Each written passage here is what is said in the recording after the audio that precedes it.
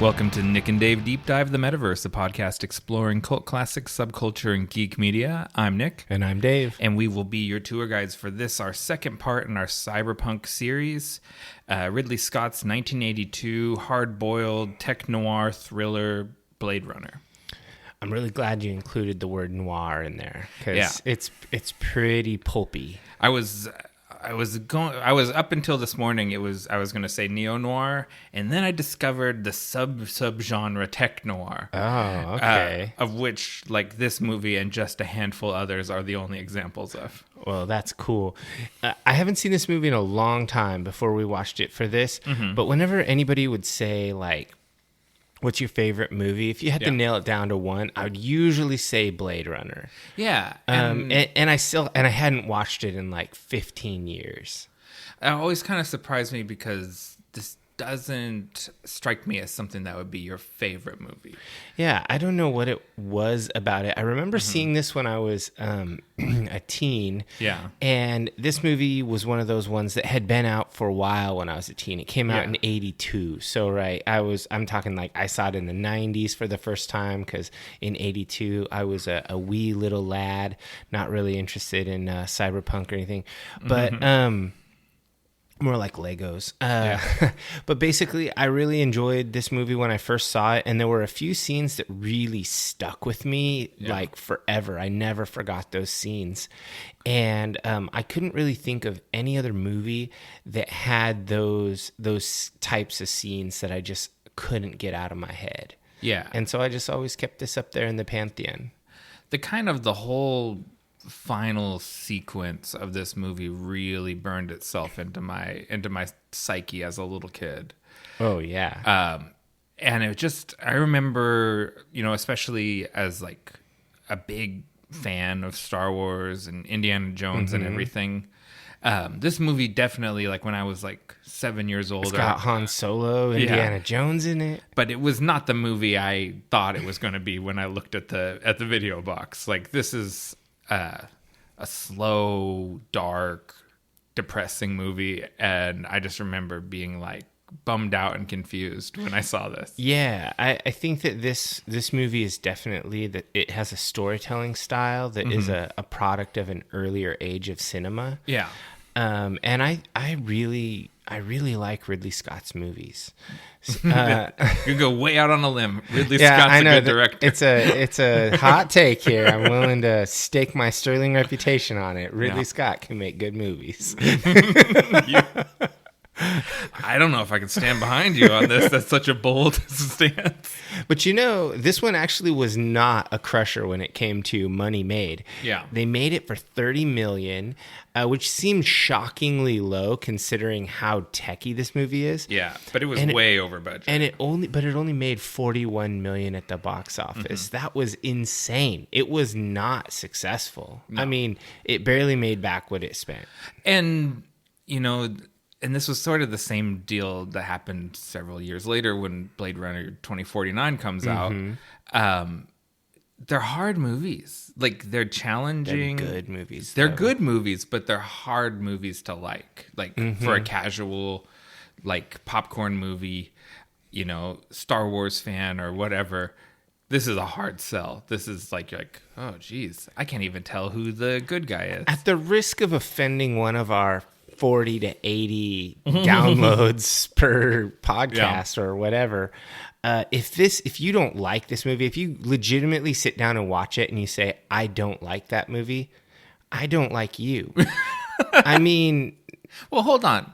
Don't like it. It's so good. Yeah, but there's a difference between... this is not my cup of tea because I don't like this sort of thing, and I acknowledge the quality of it, but it's just not my bag. Sure, but if someone is like, this is really good, but I'd really rather watch Clueless. Like, let's not disparage Clueless. Honestly, I haven't seen Clueless in a long time, so who knows? I'm just trying to think of something vapid. Anyway, so this movie, I think you mentioned it. It's based on Philip K. Dick's "Do Androids Dream of Electric Sheep?" Yeah, and I've read that, and it's really good. Yeah, so I had always kind of been told that it didn't really resemble the book. But then I was surprised because in preparation for this, I listened to the audiobook and it was very recognizable as this story. There's some things that are different about it, but it's not as far apart as I was expecting it to be. Yeah, so this one is really interesting because this movie, it influenced so many other science fiction films. There are so many like scenes in here that you can call back, like, oh yeah, this happens in Fifth Element or whatever. And it also kind of brought the work of Philip K. Dick directly to Hollywood. Everyone was like, oh, a new source to mine all the things from, like Total Recall, Minority Report, Scanner Darkly, etc. And it's just like his shit is legit, and he's got to be one of the most adapted authors in science fiction. Yeah, for sure. Because that you see just like things inspired by even like Total Recall. I think that is just a short story that was inspired by. But and then when was he writing? Like in the 60s? I don't really remember. Yeah, because he is so far ahead of the curve in the stuff that he's talking about with artificial intelligence and predictive policing, like Minority Report and implanted memories and ideas about consciousness and stuff like that. And I was like, Jesus, he's like way, way ahead of the curve. Yeah, there are a few science fiction authors that are like that. And I think Philip K. Dick is often cited as one of those. And there, I think kind of the proto Philip K. Dick was Arthur C. Clarke, who is a classic. If you haven't ever read any Arthur C. Clarke, I can't say you'll love it. It's not modern storytelling, but he's done he predicted a lot of things like satellites, like 100 years ago. Yeah. And all sorts of crazy things. I just think it's really cool when science fiction authors create interesting tech for their stories and then it just becomes reality. Yeah. I'm not sure if it's because the scientists and engineers tend to be fans of science fiction. Yeah. And then they try to create those things, or if it's just totally predictive, chicken or the egg, that kind of thing. That's one of those cases. Or a little bit of both. Yeah, it's very column A, column B, where there is people that are kind of clued in on these ideas. Like, just like to say, like the ideas about artificial intelligence and what makes you human. Yeah. Like if you can make a synthetic human that's indistinguishable from a human, then why isn't it a human? Like those sort of questions. That's just I'm definitely on Team Replicant in this. Oh yeah. I think they're people. I fought for the railroad in Fallout. Yeah. Yeah, that's my side all the way. And probably this movie started that. Yeah. This in Star Wars where it's like droids get shitted on badly in the Star Wars universe, but R2 is one of the most beloved characters of all, and I think that people have empathy for these artificial or artificially created lives. And I guess what is artificial? Yeah, because replicants are literally like lab grown. Yeah. It's interesting. There are a couple of other little factoids I learned about this movie while doing a little research. I didn't know that this was deemed culturally, historically, and aesthetically significant by the U.S. National Film Registry at the Library of Congress and inducted there. So it's considered, a very important American movie. Which cut did they induct into the Library of Congress? It was in 93, so probably the director's cut. Probably the director's cut. Yeah. Okay. Maybe the theatrical. I don't know. I haven't seen the theatrical. I think by the time I was ever watching this, the director's cut was the thing that was making the round on the cable premium channels. That would totally make sense for when you say you watched it. It would have been when they released the director's cut. Speaking of additions to this movie, they made a briefcase type special edition after this final cut that comes. It's like a metal case, and it has like all 5 cut versions, including the pre theatrical release, like working copy. And And that's not even that expensive. You can buy that on eBay for like $40-$50. Oh, really? Yeah, I looked on it, and like there were like obviously old but still in shrink wrap, like copies of it for like $40-$50. I thought about buying it, but I don't own any other DVDs really. I kind of got rid of them when I moved. Yeah, but this is like a display piece. This goes on a shelf on your bookshelf. That's true, next to the anime stuff. Oh yeah, and the other factoid I learned, did you know Ridley Scott is an excellent illustrator, and he draws out all his own storyboards? His storyboards blew my mind. They're so want tight. A book of that. I watched the documentary, The Making of. Holy shit! I want a book of Ridley Scott storyboards. His storyboards were so tight, like because a lot of directors, you know, they'll say that like, oh yeah, actually he's a pretty good illustrator and he does storyboards, like James Gunn does his own storyboards, but they're pretty rudimentary. These are professional looking, like he is a storyboard artist. But I know he went to art school. Yeah. So like it's not that strange. He could like draw comic books. Like no problem. Easily.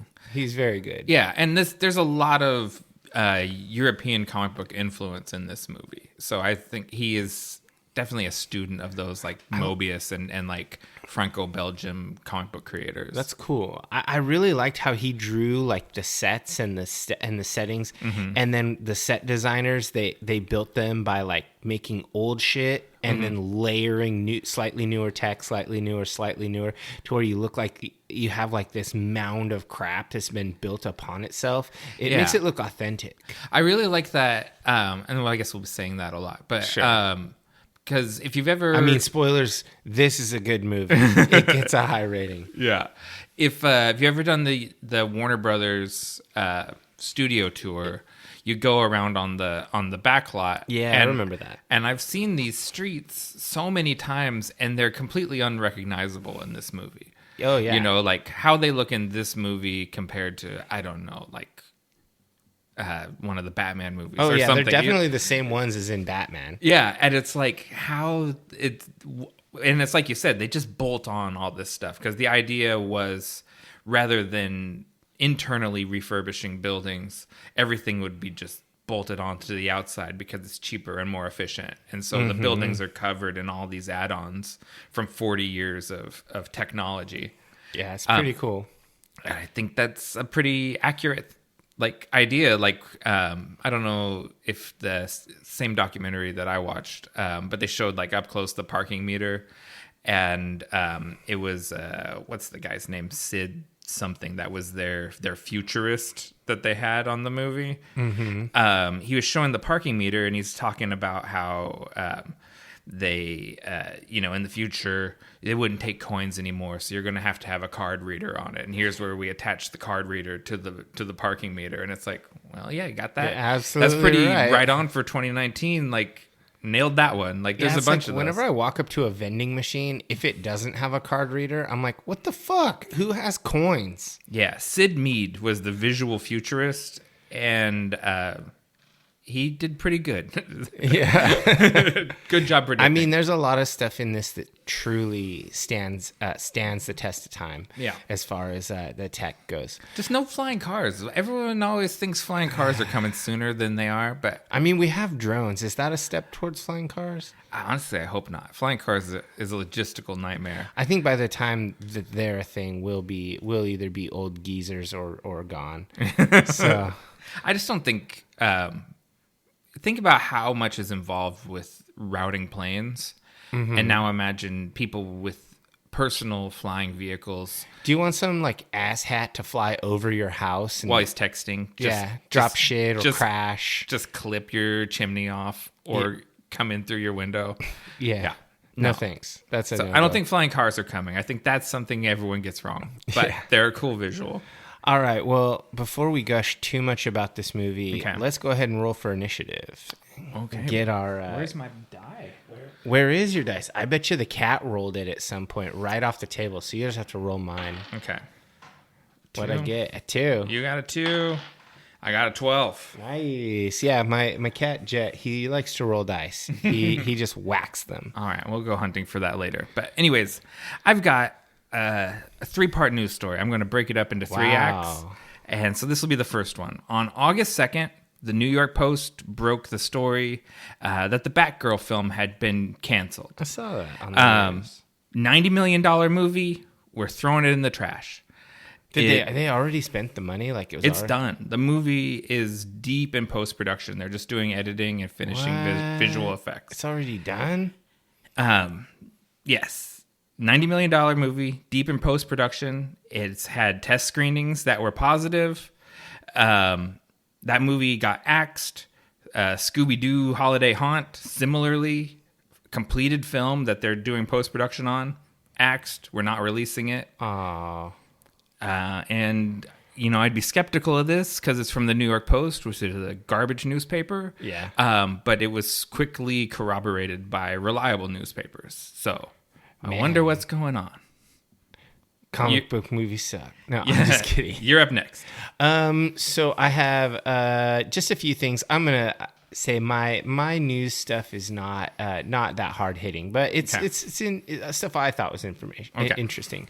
So we've known for a while that Dungeons and Dragons was going to release 2 classic settings in 2022. They told us that. Everybody knows I've been pulling hard for Dark Sun. My 2 favorite settings are Dark Sun and Ravenloft. Okay. And now Tal'Dorei. I've come to love it. Yeah. But so we knew they were going to put out Spelljammer. That's one classic setting. And we thought they were going to do Dragonlance because they're the author of Dragonlance had been just rumbling a little on social media here and there. Yeah, from my zoomed out perspective, Dragonlance was the thing that people were talking about. And Dragonlance it is. Okay. They did not hide the ball. Okay. It's going to be called Dragonlance Shadow of the Dragon Queen. It's released late in 2022. It's probably going to be the final release of the year. I'm not a huge Dragonlance fan. I don't see myself buying this. I mean, I might, if it's just one book, I might because I tend to buy them all. Yeah. D&D changed their model. I don't know if you nerds out there know. D&D used to put out like 6 books a year, and there were lots of little books. In 5th edition, they changed their design philosophy. They tend to put out 1 adventure and then 2 and then 1 rules supplement book and usually only 1 setting book, sometimes 2. So they never have more than 4 releases a year, and they're all big hardbounds. Yeah. There's no like little cheesy ass $20 books. Everything's a hardbound. It's 40 or 50 depending on how big it is, and they're almost always pretty darn premium. So there's never like those like little soft cover the little books. Brown soft covers, the class handbooks. Yeah, none of that. Okay. It's all big premium releases. So I tend to buy them. It's not really that much of a habit. It's like $200 a year to stay current on everything. That's not really that big of a deal. Right. But I don't see myself playing Dragonlance. So this is a beloved setting though, right? Yeah. Because of those books. Because of the fiction novels, yeah. Right. People love those characters. But what I would say about Dragonlance is that it is the ultimate in generic fantasy. Right. It doesn't have a lot of interesting stuff other than it's the first setting that kind of features dragon riders. Right. If that's kind of your fantasy. When I think about it, that's what I picture is people like riding dragons and fighting each other. So I mean that's their thing, but otherwise it's pretty much just basic 2nd gen fantasy, Tolkien-esque. But none of that is in the other D&D settings, right? Like dragon riding. Like there's like dragon riding is not. But they put out a book called the something's Tome of Dragons or whatever, right? That has all of that in it for any setting you want. I already have that book. So you could do that already. Like there's a dragon ranger, there's a dragon monk. Yeah, so all that stuff it's available. Yeah, they're going to have more stuff, of course. Yeah. But I know this isn't super interesting to non-D&D players, but I think it is interesting that they chose 2 classic settings, one that is way crazy sauce, Spelljammer, coming out the day after this drops, so it'll be out on August 16th, which is Space D&D, and then they chose one that's really classic, Dragonlance. Yeah. All right, so what's next for you? So part 2 of my 3-part story. On August 4th, they had their shareholder this is to say Warner Brothers had their second quarter earnings phone call with the shareholders. And that is when their chief, David Zaslav, announced that HBO Max and Discovery Plus are going to be merging with each other. They are going to make a shift towards theatrical releases for movies and unscripted television being a bigger priority. Boo! As theatrical releases. As Discovery Plus becomes a bigger part of their brand. They said they have a 10-year plan for their DC film division, and basically the Batgirl movie didn't fit with that, and so that's why they're not releasing it. And they announced some things like a Guy Fieri cooking show and a bunch of stuff that they think should be like their new priorities going forward at Warner Brothers. Okay. Wow. That's my part 2. It's terrible. So what's up next? All right, more role-playing game news. But it ties in with an upcoming TV show. Okay. There's a new licensure of the Lord of the Rings property. Oh. But this time, rather than having their own janky system that they created, it's built on the framework of 5th edition D&D. So everybody knows how to play it. It's easy as hell. And so they're going to have all new classes and all new, instead of races, they have all the cultures. So you can be from any of the different cultures. And D&D's going that way anyway. Having heritage instead of race as a thing, where it's a lot more malleable. So I think it's going to be pretty good. It's going to be for pre-order later this year, for delivery next year. Shouldn't be hard because they don't have to do any game design. They don't really have to do any setting design. It's already designed. They just need to lay it out and write it out. It's not that huge of a deal. But I'm stoked for this. I don't know if I'll buy it unless I have players that are like, hey, let's play the Lord of the Rings. But okay, that's cool. I mean, here's my thoughts about that. So is it officially like a D&D supplement, or is it just sort of aping their system? Well, so that's a good question. 5e has an open gaming license. Okay. So you can use the core mechanics like the stats, the saves, the DC, the hit points, all of that. You can use the core mechanics for free. Like you don't have to. It's this open gaming license. So they're making the Lord of the Rings with this existing system that is an open source system. Okay. So it's not from But it's not from Wizards. So what is there in a Lord of the Rings game that isn't already in a D&D game? Oh, I mean, that's interesting because I've tried to plan D&D games that were going to be kind of lower magic. You can't do it. Okay. There's no way to play D&D that's low magic because almost every class has an archetype that's mega magical. Okay. And even the classes that you don't think of as extremely magical, they basically are. There's only 2 classes you can play as fully non-magical, and that's Rogue and Fighter. Everything else is magical. Yeah, you're right. Okay. So if you want to play a game that's lo-fi, even if you're not playing in Middle Earth, if you want to play lo-fi fantasy to where magic is rare, this will be a way to do it with the 5th edition system. Okay. Well, that you answered my question. It has value. Okay, it does. There's a reason for this to exist. Yeah. Then I'm good with it. Yeah, I'm all for it. It's not redundant. All right, so what's next with the saga of the DC Warner Brothers? The saga of the DC Warner Brothers. Their shares plummeted on the Friday following their Prophet's phone call. They went down more than 17% because, surprise, the investors in the company thought it was terrible that they flushed 2 completed movies down the drain. Because makes sense.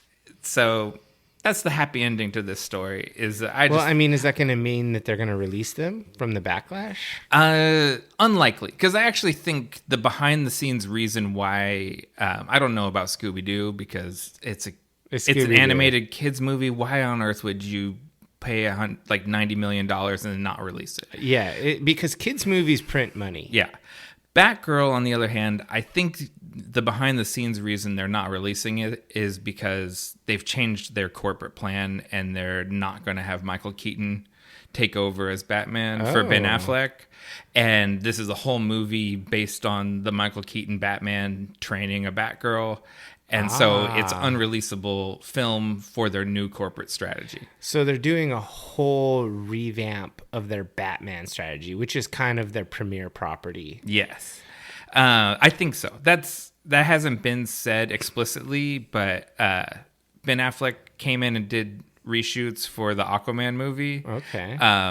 Shooting scenes that I think Michael Keaton already filmed. And I think that they're sticking with Affleck. Batfleck was popular. I think they backed the money truck up to Ben Affleck, and they're like, "Can you just show up like Sam Jackson at the end of each one of these movies and say something in your grumbly Batman voice?" Can we get a Nightwing movie? I'd watch a Nightwing movie. That'd be dope.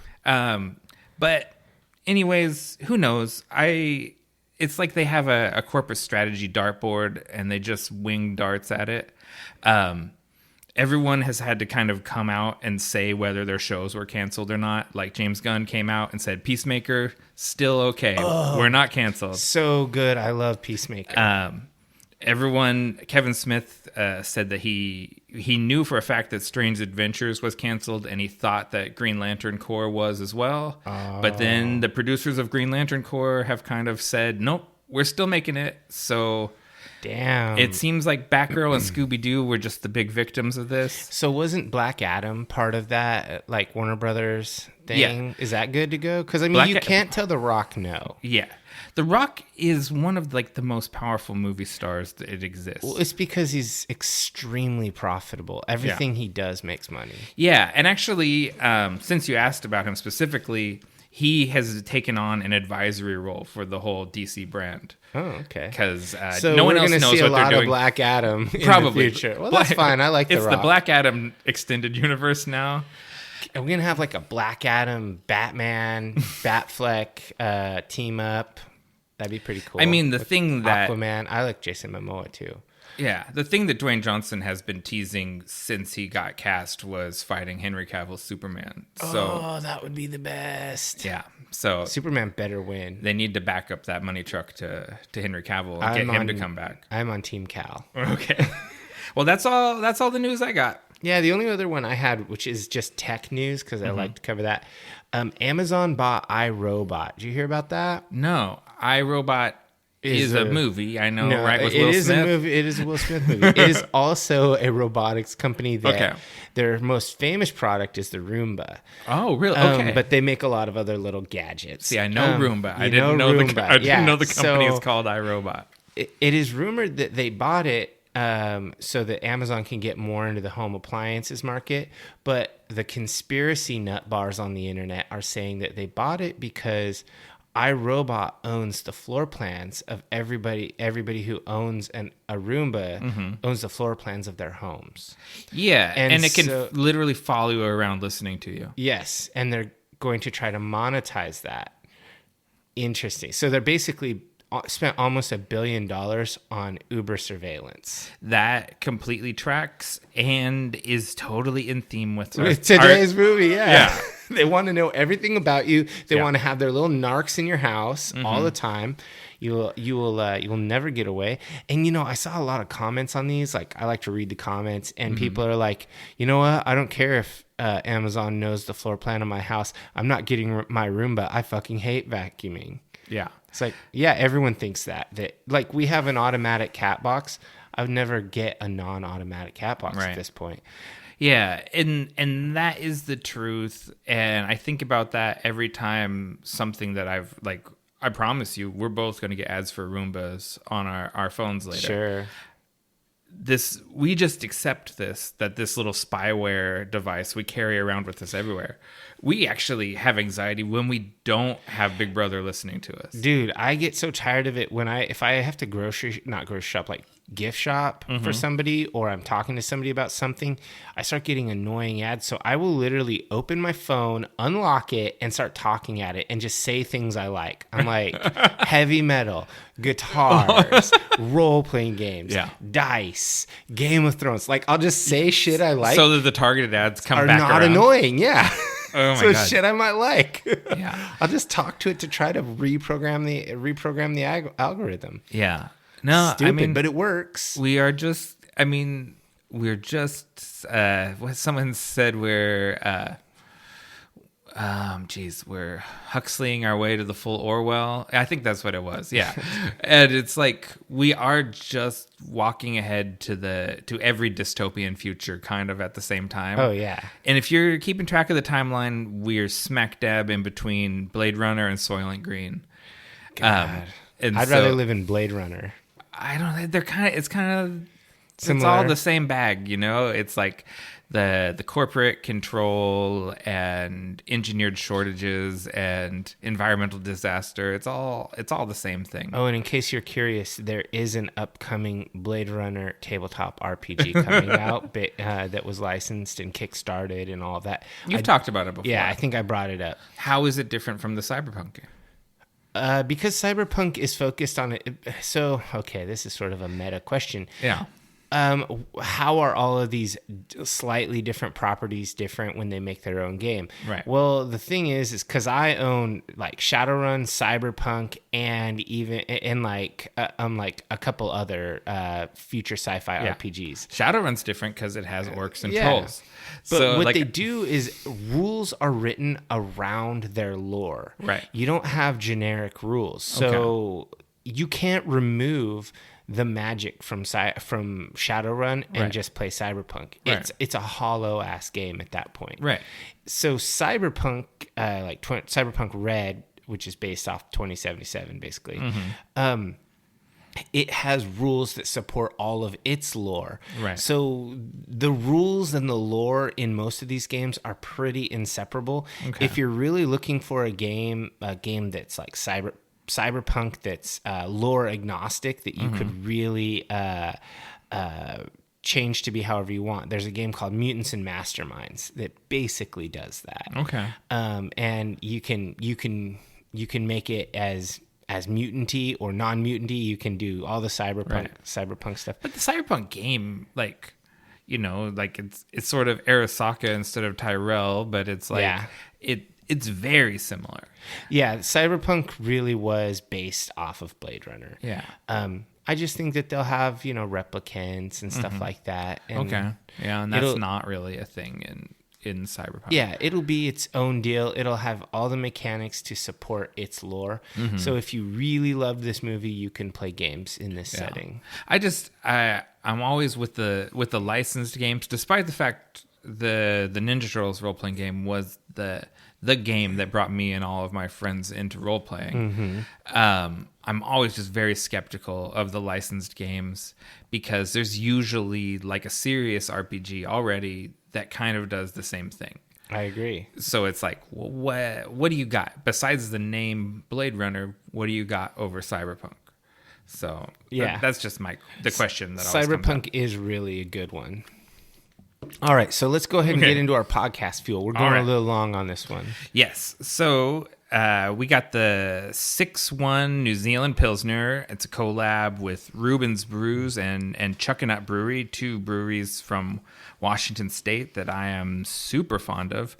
This is number 7 in their 10th anniversary series.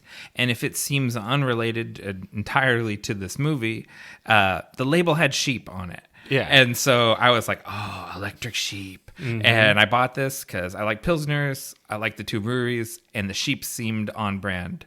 And, this is just pretty delicious. It's one, you can kind of tell how much I like something by if I've finished it practically before we even get into the movie, and we're getting dangerously close. Yeah, this is one of those easy drinking ones. And I gotta say, Reuben's Brews never really makes a bad beer. I haven't had one that I was like, No.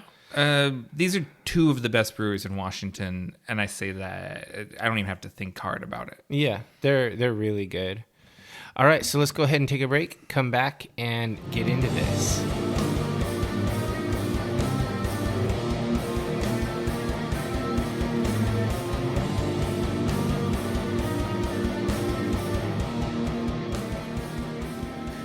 Early in the 21st century, the Tyrell Corporation advanced robotic evolution into the Nexus phase, a being virtually identical to a human, known as a replicant. The Nexus 6 replicants were superior in strength and agility, and at least equal in intelligence to genetic engineers who created them. Replicants were used off-world as slave labor in hazardous exploration and colonization of other planets. After a bloody mutiny by a Nexus 6 combat team in an off-world colony, replicants were declared illegal on Earth, under penalty of death. Special police squads, Bladerunner units, had orders to shoot to kill upon detection and trespassing replicant. It was not called an execution, it was called a retirement. I think I messed that up a little, but close enough. Bit. Yeah, you got most of it. I also wrote it down, prepared to reread. There we go. A few things jump out at me right away. The opening crawl is just a very popular thing in this era. Star Wars really started a trend there, and of course they were calling back to the old like movie serials from the 30s and 40s. I like this as a storytelling method because it gets away from a lot of spoken exposition. Yeah, I like how you basically you have a prologue of a novel. Mm-hmm. This is the prologue. Right. That way you can just dive into chapter 1, you know it's the background, you know that we've got bad guy replicants and we've got cops who kill them. Yeah. And you know, it doesn't matter if you read it or not. Reading it enriches your experience. If you don't read it, like say, you know, you're a little kid watching Star Wars and you can't read, it doesn't matter. You jump right into the movie and you just watch the movie. And someday later when you're a grown-up nerd doing podcasts, you'll read it then. Oh, yeah, sure. Other things that jump out at me are the way they highlight the word replicant in red. Mm-hmm. That's very biblical. It's in a lot of Bibles, anything that Jesus said is highlighted in red. So they're really replicants are something significant in this like it's something very important.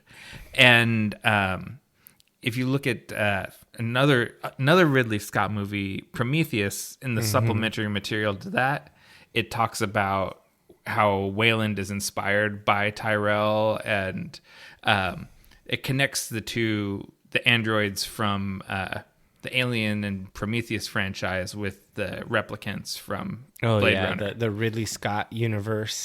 He did kind of start building a cinematic universe with these two movies, Alien and this one. Probably the best cinematic universe. I mean, do you consider Total Recall part of it? Probably in the far future. I mean, but he doesn't have. I mean, it wouldn't be in the far future, right? Like Total Recall on Mars, like. That's kind of right in the same time period. Maybe it's maybe it's similar. Alien would, let's see, it would be like this, probably Total Recall, Prometheus, Alien, all of the Aliens movies. All of the Aliens. Then Blade Runner 2049 would probably be the timeline. Yeah, we should investigate that. See if someone's done any legwork on the internet. They have. I just didn't memorize it. But I looked into all that stuff, trying to figure out where Raised by Wolves falls into it. Oh. Because it's also very much in the Ridley Scott Android philosophy series. Is he part of the Raised by Wolves? Yeah, he's the producer, and he directed the first episode, and it's got his fingerprints and his like philosophy deep in it. That's rad. If you like all of this stuff, Raised by Wolves is part of it. That's cool. One thing that I noted about this was during the opening credits and then this crawl, there's really spare synth music. Yeah. And I really like that. I think it sets a mood and a tone. And it's kind of creepy, but it's almost like relaxing. I like it. I like the composer is called Frangelis, I believe. I like their score. Mostly, there's some smooth jazz tracks. Yeah, I noticed that. Dig. Like that, there's some dad guitar licks in there, and then there's a little bit of jazzy sax that I'm not into. But that's the love theme is very Kenny G, and like when I was listening to this while I was helping friends move, and that came on, and I was like, oh geez, I don't want people to think I listen to this music. I had this like, I'm a Kenny G guy. Yeah, I had this like, if someone walked in here while I was moving these boxes and heard me listening to this jazz sax, they'd get the wrong idea. So it kind of opens up to a cityscape, and it's pretty cool because it has these huge flaming smokestacks and these sky cars that are going around, and more of this great synth music. It really sets this really dark mood. Yeah, it says Los Angeles, November 2019. And it flies up on this huge, like, I guess you'd call it like a tech pyramid. Yeah. And it looks so amazing. Like, I wish we had tech pyramids now.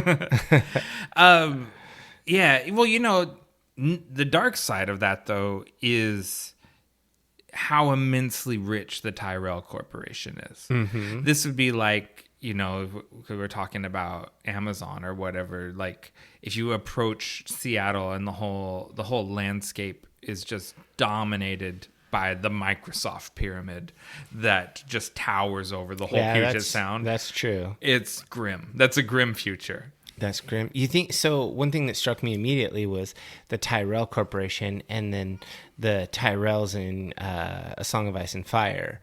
Yeah, they're ancestors. It's all part of the same cinematic universe. Exactly. These Lords of the Reach. Okay. They've risen high. Yeah.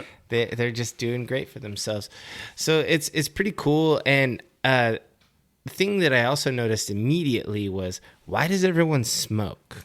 I think that's just, besides smoking makes you look cool, as has already been discussed in the Constantine episode of the podcast. Mm-hmm. It just adds to the noir atmosphere of it. That sort of smoke in the expressionist lighting of the noir setting is just part of the vibe. It makes it, Ridley Scott said, even though it takes place 40 years in the future, it almost feels as though it can take place 40 years in the past. Okay. And so that was to make the audience feel familiar, even though it was a futuristic environment. Huh. Well, it worked. I mean, it definitely has a retro future style. Yeah. And so at first, like, it opens up on this guy who you think he might be a doctor or something, but it's eventually revealed that he's a Blade Runner. He's a cop. And there's a guy in Scrubs who we later learn is named Leon. Yeah. And he's giving him a test. He's trying to... he's asking him about like hypothetical tortoise in a desert, and Leon just doesn't get it. Yeah, he can't go hypothetical. And something that, you know, they say early on, Leon says, "I already had an IQ test." There's a lot of stuff that is just never explained in the movie that comes from the book. Mm-hmm. And because of the nuclear fallout and stuff, brain damage and things like this are a real concern. And people that have radiation-related mutation and brain damage and things like that, they're labeled as specials and they're sterilized. And so anyone that's remained on Earth and not immigrated to Mars and other off-world colonies are subject to regular IQ tests. Huh. Because Leon is kind of a ding-dong. Or he's acting like he is. Sure. Yeah. Because he then eventually gets agitated, pulls out a gun, and Ace is the cop. Yeah. It's just, I mean, he knows he's found out. Yeah, he's like, oh, well, I failed the replicant test. Yeah. And he just kills him. And then it kind of, we get like... In this movie, there are so many moments where it's transitioning scenes. Right. And rather than just cutting to the next scene, it literally takes you there through the city. Yeah. Like you fly through the skyways of the city, and you see the cyberpunk city with all the advertising everywhere. Yeah. You know, it's got this off-world relocation ad. Everyone's got these cool like eye coverings, like glasses and stuff, and everyone's got umbrellas. Yeah. It's be like acid rain and stuff. Right. And it's really, really diverse. There's like Chinese characters mixed in and English here and there. It's pretty rad. Yeah, and so I mean, what you're describing is the film has a sense of geography in that you always know where you are and how these places are related to each other, basically, because of that traveling. It's a good way of making like what could be a very confusing thing feel very normal. Like you never like, how did we get here to Chinatown? I don't understand what happened. Like you always know how you got down the there. street. And, Yeah, like we literally flew over there, and you know how you got there. It made me wonder about these sets, about the interlude parts. Are they just giant models? Mostly models, because they're really well done. the special effects in this movie, the way stuff is composited together, it is so complex that if I got too much into it, it would take over the whole podcast. Like, Okay. I started trying to explain how the opening sequence was shot, and I was just like, I mean, that's a 25-minute video that I watched on how they did it. So there's no way to do it in less time. So it's extremely in-depth. It's extremely complicated. And old school. And yes, and practical. Everything's done in camera, where they're exposing different parts of the film negative, and shooting the same thing over and over again. Like So a lot of the guys who are really good at this stuff, it's so good. they're still alive. Yeah. We need more movies with practical effects. It's just digital stuff. It's so much more expensive to do it this way than to do it digitally. Because then you can just have a little team of nerds with their computers. And they get whenever in the small breaks between Marvel movies, they let those people go out and make other films. They come out of their little cave and then they get back in there and make a new science fiction movie. The Marvel, the comic book dominance of the CinemaScape is simultaneously a blight, but also it made our nerd culture more accessible. Yeah, I mean, I think at some point, not to go too far in this tangent, it's coming out more and more, especially after Comic-Con and Marvel announced their upcoming slate. A lot of the special effects artists have been speaking out and talking about their working conditions. Oh. And it's like Marvel runs like a CGI sweatshop. They need to pay those guys. They need to pay them. They need to get overtime. They need to give them, bigger breaks in between their projects. They should unionize. I'm surprised they're not. Animators are unionized. Why aren't computer animators unionized? Okay. I don't know. We should get, yes. That's a good question.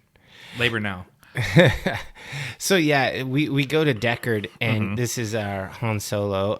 He is eating at a Chinese food cart, which is of course directly aped in Fifth Element. Yeah. And the Cyberpunk video game. Yeah, a Cyberpunk video game. Every Cyberpunk everything has a Chinese food cart that you eat at, or it happens. Like, it just seems to be really an important thing is eating street food. Right. So everyone says this. Anything you read says Chinese food. Everyone describes it that way. The guy speaks with a Japanese accent. Yeah. And speaks like a little bit of Japanese and stuff. Like, it's city speak. Yeah. I thought this was a ramen stand. I think it's a Japanese stand, not Chinese. But I mean, that could just be, Ridley Scott not knowing, and the person he's cast, it's like, just happens to be Japanese. He's like, I don't speak Chinese. Yeah. Yeah. He's like, well, just whatever you speak, it's fine. just speak your speech. Yeah. I mean, so he's sitting there eating his food, and somebody comes and fucks him up. Captain Adama from Battlestar Galactica. Admiral Adama. Thank you. Yeah. Edwards James Olmos is playing Gaff, and he comes up speaking city speak, like you said. Yeah. And Gaff is a Bladerunner too. And city speak is interesting because last time I'd watched this, I'd pulled out the Japanese, and I was like, oh, he's speaking Japanese really bad.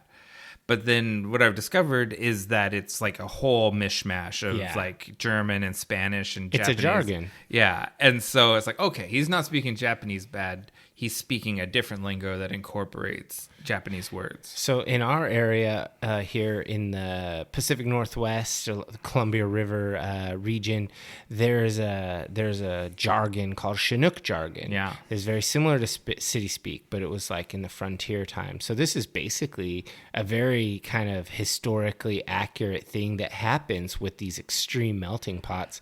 You get these pigeons with words from many different languages that everyone learns. Yeah, and so pidgin is the Hawaiian version, right? Where you have people, Japanese immigrants and Portuguese immigrants, everyone working in the sugarcane fields, and so they had a combined language. Well, I think a pidgin is any combined language. I think it's a generic term. I think it's a specific You one. think it's... I think pidgin is a specific to, at least to the Pacific Islands. Could be wrong, but you never know. Yeah. Hey, divers, why don't you correct us on that in the comments? At me on Twitter. And this is all, it's in the theatrical cut, there's lots of voiceover from Harrison Ford. Clearly the notes that came out of test screenings were, I don't understand what's going on. And so they have Harrison Ford is like, the lingo Gaff was speaking as city speak. Of course I understood it. And he explains everything. Whereas the final cut and the director's cut just let the moments sit and trust you intellectually to figure them out. And I prefer it. Although in a few cases, it's nice to have that stuff if you're like, I'm unclear on this. How did Deckard describe it in the theatrical cut? Yeah, anybody who, I don't expect people who've watched this movie to have read the book or to have played any of the various cyberpunk video games or role-playing games. Right. But there's city speak in all of them. It's pretty much ubiquitous. Yeah. And I was right, by the way. You looked up pigeon? I did, yeah. While you were talking. The one you're thinking of is called Hawaiian pidgin. Oh, okay. But a pidgin is any simplified conglomerate language. Okay. So you were also right. There is a pigeon in Hawaii. I didn't know there was a pigeon in Hawaii. That's pretty cool. So we're sitting there and he gets pulled in, and obviously he knows what's up. He's not arrested. And then they have another beautiful city scene where they fly through with the police cruiser. I just can't get enough of these scenes. They're so cool. They're really cool.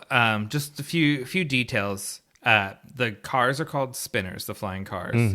There is, because they were so over budget and crunched for time, there's some very creative miniature work goes in here.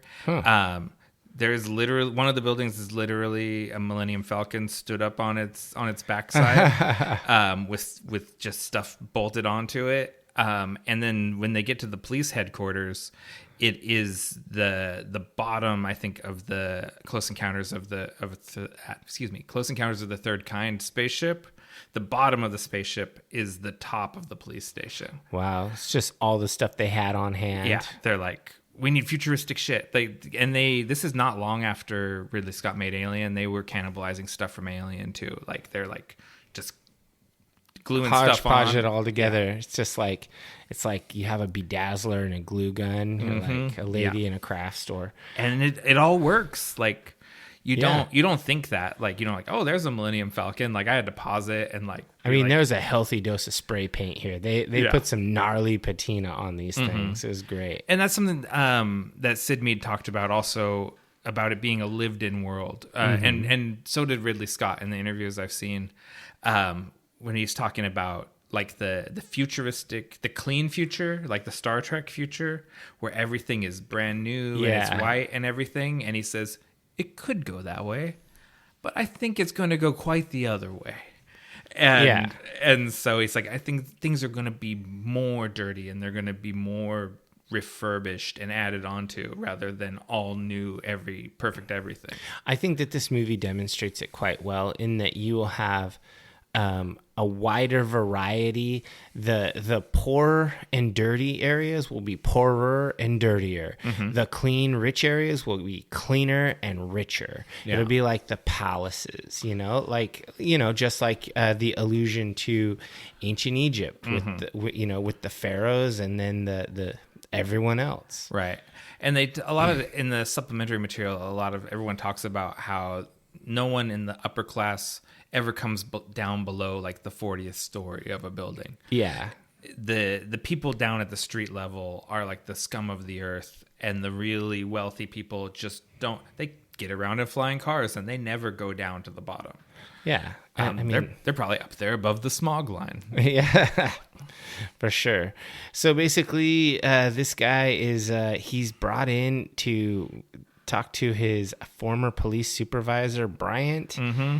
and Bryant is basically like, yeah, if I'd ever called you, you wouldn't have come in, so I had to have you brought in. Yeah. It's just like the worst. Like, could you imagine your old boss brings you in by force to try to get you to work for them again? Yeah, it's Captain Bryant is a huge dick and Abuse of power. And he like straight up says when Deckard is like, he said I was quit when I walked in here and I'm double quit now. Yeah. And Bryant gives him this line about how the deal is you're either police or you're little people. Yeah. And in the voiceover, Harrison Ford straight up says like that's a threat. He's saying if I don't agree to come back to work, like they're gonna whack me, basically. Like it really is a threat of force. Yeah. You don't have a choice. It really reminded me of The Wire, Mm-hmm. How those guys talk. I guess Bryant is from Baltimore. Is he really from Baltimore? No, I don't know, but that's where The Wire takes place. That wouldn't surprise me. And the other thing is Bryant he talks about replicants, he uses the word skin job. Yeah. Which in the voiceover, Harrison Ford, Deckard straight up says, like, makes it the equivalent to the N-word. Like he says in history books, Bryant's the sort of cop that would call black men the N-word. Only he says it because it's 1982, and we didn't start saying the N-word yet. People just said that word. Yeah, which we're not going to say. We're not going to say it. Jeez, Nick, why do I have to warn you like that? Yeah, so this scene really just as a person who I don't know, I dislikes authority. I don't like abuse of authority at all, and I really think like this guy Bryant would just piss me off. I'm surprised Deckard just didn't ice him. Yeah, because I mean that's the kind of world they live in. Yeah, maybe. I mean, I think there starts to be reasons for why the things that are happening, they become more clear as we go along here. And so then they're like watching a video of a Blade Runner named Holden, the guy who's issuing the vote conf test, and I like how they named it after German scientists. It's kind of an allusion to World War II and all the testing they did. Yeah. And he sees Leon shoot him. And basically then Bryant's telling him about the 3 or 4 skin jobs that are gotta go. Roy Batty, Zora, Pris, and Leon. Yeah. There was 6 that originally escaped, and then 2 of them got burned up trying to break into the Tyrell Corporation. Okay. And let's see, what am I trying to say about this? These are all of the replicants are characters from the book. The reason we've cut it down to 4 is a budgetary thing, not it's probably also, if you want to give each one of them their own time in the plot, you gotta cut a little bit. You can't have all of them have their own moments. That's true. Like, for example, I think Zora might have been, she had it was a really cool scene thing, but maybe that wasn't the thrust of the movie. Yeah. I could see that. I think it's important for Deckard, the Zora scene, which we'll get to.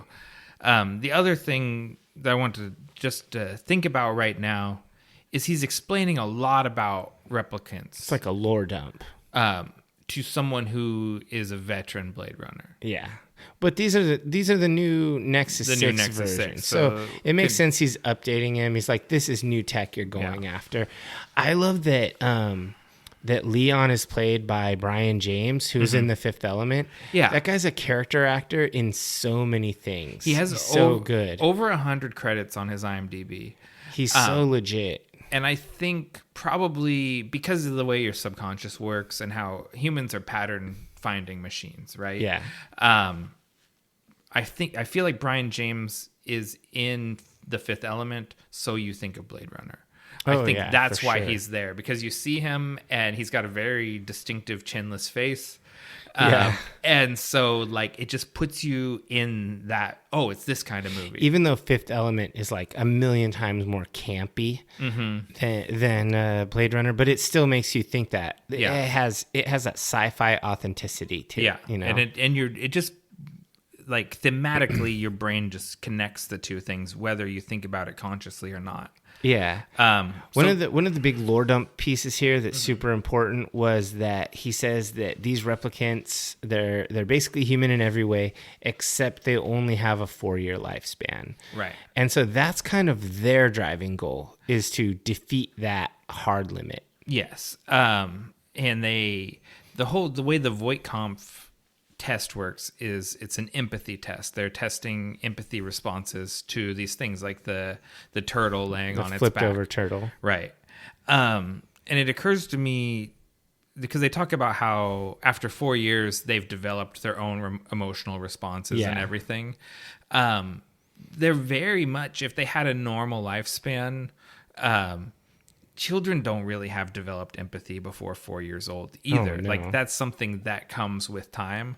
Because they present it like, they're too dangerous to live because they don't have empathy and everything. It's like, well, I mean, they would get empathy. Slowly but surely. Yeah. So, and I think over the course of the movie, that's demonstrated that they develop empathy over time too. They're not incapable of feeling empathy. They don't, because they're not that old. Yeah, for sure. And Rachel shows us that later on.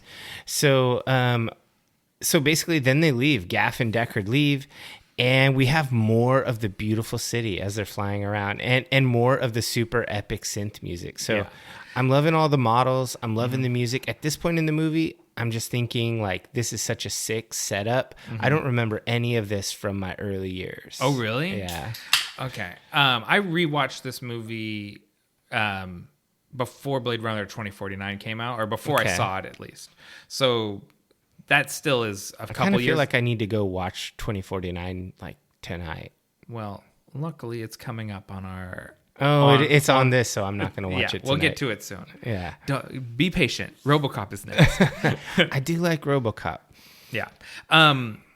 So they're going to the Tyrell Corporation because they have they have Nexus 6 models there, and they want to make sure the Nexus 6 models can't bypass the Voight-Kampff or spoof it or whatever. Yeah, so basically Bryant tells Deckard he's got to go and talk to this guy Eldon Tyrell, the creator of the replicants, and he's gonna give him the Voight-Kampff to see if they can defeat it. Right. Because if they can, then that means he's going to have a hell of a time sussing out who are the replicants. Right. And he gets there to the pyramid, and it's just this crazy Art Deco, like 1930s futuristic palace in there. So there were a couple of things that really, really stuck out to me. First of all, the palette. It has like a golden bronze everywhere, which is the same palette as Dune. The palaces in Dune. And Sean Young played Chaney in Dune. Chaney, whichever version you're watching. Another connection is that Ridley Scott very nearly directed Dune and then took this project instead. So this set could have been like... This could have been the Emperor's like chambers, no problem. This could have been Leto's, maybe a little. Leto's a little more Spartan than this, but the same aesthetic. This was a straight up like space noble apartment. That's interesting. So you can kind of imagine what Ridley Scott's Dune would look like. Oh God, I wish he would make it, but that's never going to happen at this point. We have the new Dune. Yeah. I wish Ridley Scott would make a counter Dune. Ooh, subversive Dune. Can we get a Dune from the perspective of the Fremen only? I like that. I like that idea. Stilgar is the main hero. I'm all on board with this story. Anyway, so yeah, this is a Dune set, and he meets up with Tyrell. Tyrell is like a nerdy old guy. First the owl. Oh yeah. They have an artificial owl, Yeah. and we meet Rachel, And then Rachel. his secretary. A lot is made to do with the owl in the book. So after World War Terminus, which was the third Terran War, And a really good grindcore band. is it really? No. Okay. I mean, but it would be. I bet it is. We should Google that. Or we should start that band, World War Terminus. I'm into it. After the first things that started dying because there was massive animal die-offs were owls. So owls are particularly significant in this world because they're extinct and they were an indicator of the bad times. Okay. And Deckard is very like fixated on the owl in the book. Like he's basically like bargaining with them, like how much for the owl, like, and they're like kind of cutting deals where it's like, if we give you the owl, we retain rights to any any eggs that she lays, and like there's a lot of owl talk in the book. All right. So there is no band called World War Terminus. So I guess we've got to do it. What about the Third Terran War? Oh, that's the name of the first album. The first album, yeah. Okay. Before we start that, let's keep getting into this. Yeah, because we had like, while we're side tangenting, we had a YouTube series idea. Now we have a grindcore band idea, but neither of us listen to grindcore. I do. Do you? I like deathcore better. Does that make me? No, that totally tracks because it's way more technical. Yeah. Yeah. So deathcore totally makes more sense for you. I like all that crusty stuff. It's a little more punk rock. Yeah. Yeah. And I mean, I've seen Napalm Death. They're grindcore legends. So have I. I was saw there. Them together. They played with Motorhead. That was a good show. So yeah, Rachel, played by Sean Young. I love that retro style, like her hair, Her 1940s hair. Yeah, and her you kind of like milky white skin. It's very made up. It doesn't look natural at all. It very much to me looks like movie makeup in real life, but nobody else in the movie has movie makeup on, right? Yeah. So she looks extremely like extra. She's the most retro of everyone. Yeah. And like say like Deckard with his overcoat and his tie and everything. Oh yeah. He evokes the idea of like a 1940s private detective. She's in a full on 1940s costume. Yeah. And it looks cool. It looks really cool, and I talk about it later in my notes. The whole, if you look at the later half of the 80s, fashion-wise, shoulder pads become such a huge thing. This silhouette... Shoulder pads should come back. The silhouette she has in this movie became the 1980s female power silhouette. Like, so much of fashion was influenced by this movie. Yeah, it's a really cool look. And she basically... she brings him to Eldon Tyrell, and Tyrell is really cooperative. Like, there's no way a corporate CEO just lets a police officer walk in and be like, hey, I'm going to check on your most recent tech. I'm going to test it for my purposes. No way. Could you imagine a cop walking into like Facebook and be like, we're going to check your algorithms? Yeah, that's not what's happening though. Tyrell's controlling this whole thing. From bringing him in to this like opulent lobby, to showing him the owl, impressing him with the owl, dazzling him with the beautiful girl. She kind of gives him the business. Like, she's asking him hard questions, and she's asks him, like, have you ever retired a human by accident? She's the bad cop. Yeah, Tyrell's the good cop. Totally. She kind of has him a little on edge, and then Tyrell comes in. Before he can start asking her questions, Tyrell misdirects or whatever. Yeah. And he's describing the Voight-Kampff test. Tyrell describes it to Deckard, and he says, I want to see a negative before I see a positive. Test it on my assistant. Yeah. And so they sit down to test it on Rachel with the assumption that Rachel is human. Yeah. Turns out she's not. But it takes a long time. It takes him over 100 questions to figure out that she's not a human. And most replicants, it's what, like 20 some odd? Yeah, that's what he said, like 25. And then I think Terrell explains that she's an experiment where they're given false memories to give them an emotional cushion. Mm-hmm. And I guess she has Terrell's niece's memories. Yeah. So she remembers a childhood, and she has like a very developed sense of self. Yeah. So something that the book explains that this movie doesn't explain at all is some of these questions. Like the very first one, he says, you're given a calfskin wallet for your birthday. And she says, I wouldn't accept it. I wouldn't take it. And I report him to the police, which seems extreme, right? Yeah. Because we live in a world where leather isn't illegal.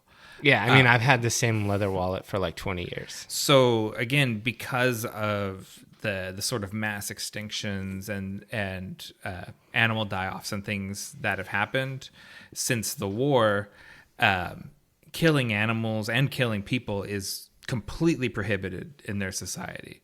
It's like a death-free society. Everything is synthetic. So a calfskin wallet would be a crime. But it wouldn't be if it was like synth calf. Exactly. And so that's why the calfskin, she answered right there. But then when he says, there's a wasp on your arm, then she's like, I'd kill it. And he kind of looks up like, you'd kill a bug? That's crazy. Yeah. So that is why, and the movie just never explains it to you. You either figure it out on your own, or you don't. Or you're just like, these are weird questions. I don't know how to pass this test. And yeah, this is an interesting scene, and I really enjoyed it.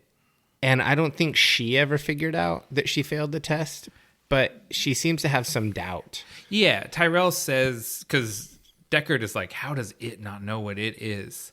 And Tyrell says she's starting to suspect, because she's an Nexus 7, like she's the generation after Roy and Leon and everybody. She's pretty advanced and pretty self-aware, and so she's starting to be like, well, where is my family that I remember? And things like that. Like she is asking hard questions. Yeah. And so then it kind of cuts to, you get this kind of, I don't know, it's almost like a B-roll shot, and it's got like Deckard standing in the rain, like putting up his collar of his long coat. And I'm like, just thinking to myself, this is so noir. This looks like a detective movie in New York, in the 40s or 50s. Well, so usually noir films are usually set in LA. Oh, okay. Which this movie is also. Interesting. So that is part of the noirness of it, is that it's in Los Angeles. Okay. And we brushed over one of the details, is that the way Rachel's eyes reflect. Oh, yeah. It Her has eyes, a coppery lens. Right. And it's... How the hell did they do that? So it's with no CG. It's done with a mirror reflecting the light into the lens of the camera so that the light reflects on their eyes. Like it's really tricky. It's another movie magic thing, but it's important because only replicants throughout this movie, only replicants' eyes do that.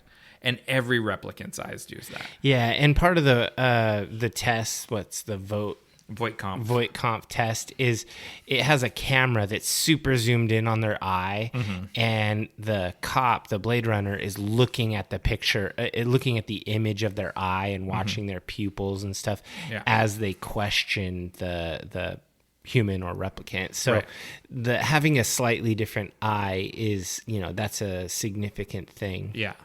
And, one of the big mysteries of the film is sort of definitively shown again through that when we get to it. So anyways, as you were saying, Deckard is out there in the rain. Gaff comes up behind him. Gaff is always pulling up behind Deckard. He's just like a creeper. Yeah. Well, he's his keeper.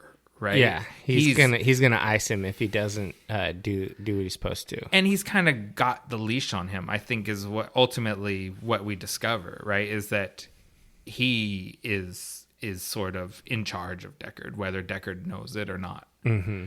And they go to investigate Leon's apartment. Yeah, Leon's apartment, he's like looking around and he doesn't really find much. And then he goes to the bathtub and there's like a synthetic snake scale. Mm-hmm. And or as far as we know right now, just a scale. Yeah, it's just like a weird looking, it almost looks like a fish scale to me. Mm-hmm. It's way bigger than any snake scale I've ever seen. Yeah, exactly. It's huge. It looks like a big ass fish scale. And then he's looking around in the dresser and he finds a stack of photographs. Yeah. And so this is something, again, in the voiceover version where they explain everything to you like you're a dummy, Deckard remarks on replicants don't have family photos because they don't have families. Yeah. But these are clearly like candid around with my chosen family, like cherished memory photos. Yeah. They're not like documenting important stuff. It's literally like hanging out pictures. Yeah. And Deckard is pretty weirded out by it. Like he just doesn't know what to make of this because it's not fitting his mold of what he thinks he would find. Yeah. So he's unsure of his what's going on here. What does this mean? Yeah. And Gaff is always making little origamis and sculptures and things that are kind of jabbing Deckard a little bit. So like when he was not wanting to come back to the police force, Gaff folded up a little origami chicken. Yeah. And this time he takes a matchstick and makes it into a little guy with a big phallus. And so it's like, yeah, you're becoming a man. You were a chicken before, and now you're a man. And so Gaff is always just sort of fucking with Deckard, super low key. And so then it cuts to replicants. We've got Roy and Leon. Oh yeah, Leon goes to the apartment because he's going to get his pictures. And there's two guys there, so he goes to talk to Roy. Yeah. And this is the first time we see Roy Batty. He's in a phone booth, and he's flexing his hand, and he's being very kind of, I don't know, ominous. Like he's very intimidating. Rutger Hauer is he's a presence. Rutger Hauer just has a really great look and style in this movie. The acting is really intense all the time. So since we bring up his style, he was cast without meeting him. Like he didn't do an audition. I think he was just cast from a headshot basically. And then he showed up. He'd bleached his hair punk rock style. Yeah. And he came up in like pink pants and big sunglasses and like in his mind, like dressed like a futuristic person. Yeah. And Ridley Scott was like, oh no, what did we do? Oh no. He's a freak. And like kind of was like, oh, did we make a mistake? this Dutchman's crazy. But it all works. And the hair is such a part of it. Like, yeah, the white hair is really cool. It's so good that he did that. Yeah. This movie made me want to dye my hair white. I think it would look pretty cool. I would look. You could be is like Roy Batty. He says that because Leon says he asked him if he got his photos and he said that he couldn't get in. There was men there. He goes, police men, and gets really in his face. Yeah. And it's like, oh geez, yes. I mean, I think it was like he's so intimidating. You get the Bryant kind of speculated that Batty was the leader of the group. Yeah. It's obvious as soon as you see them together. Because Batty is a military model. Yeah. And Leon is a laborer. Well, he's like a artilleryman. Yeah, like he's the guy that 400 kilogram shells into. So it's like basically Leon is more like a brute strength guy, but Batty he's like a soldier. He's all around. Yeah, and then Zora is like a sort of infiltration assassin type character, like a honeypot. And then What's Pris? Pris, yes. Pris is the last one. Pris is like a pleasure droid. Yeah. And it's really dark when you think about the fact that they're all very self-aware and intelligent, and they're treated as slaves, Like an appliance. Yeah, and it's really dark. Like, they're very sympathetic. Their rationale for what they're doing and everything is very sympathetic. Oh, they're very sympathetic characters in this movie, even though they're pretty brutal.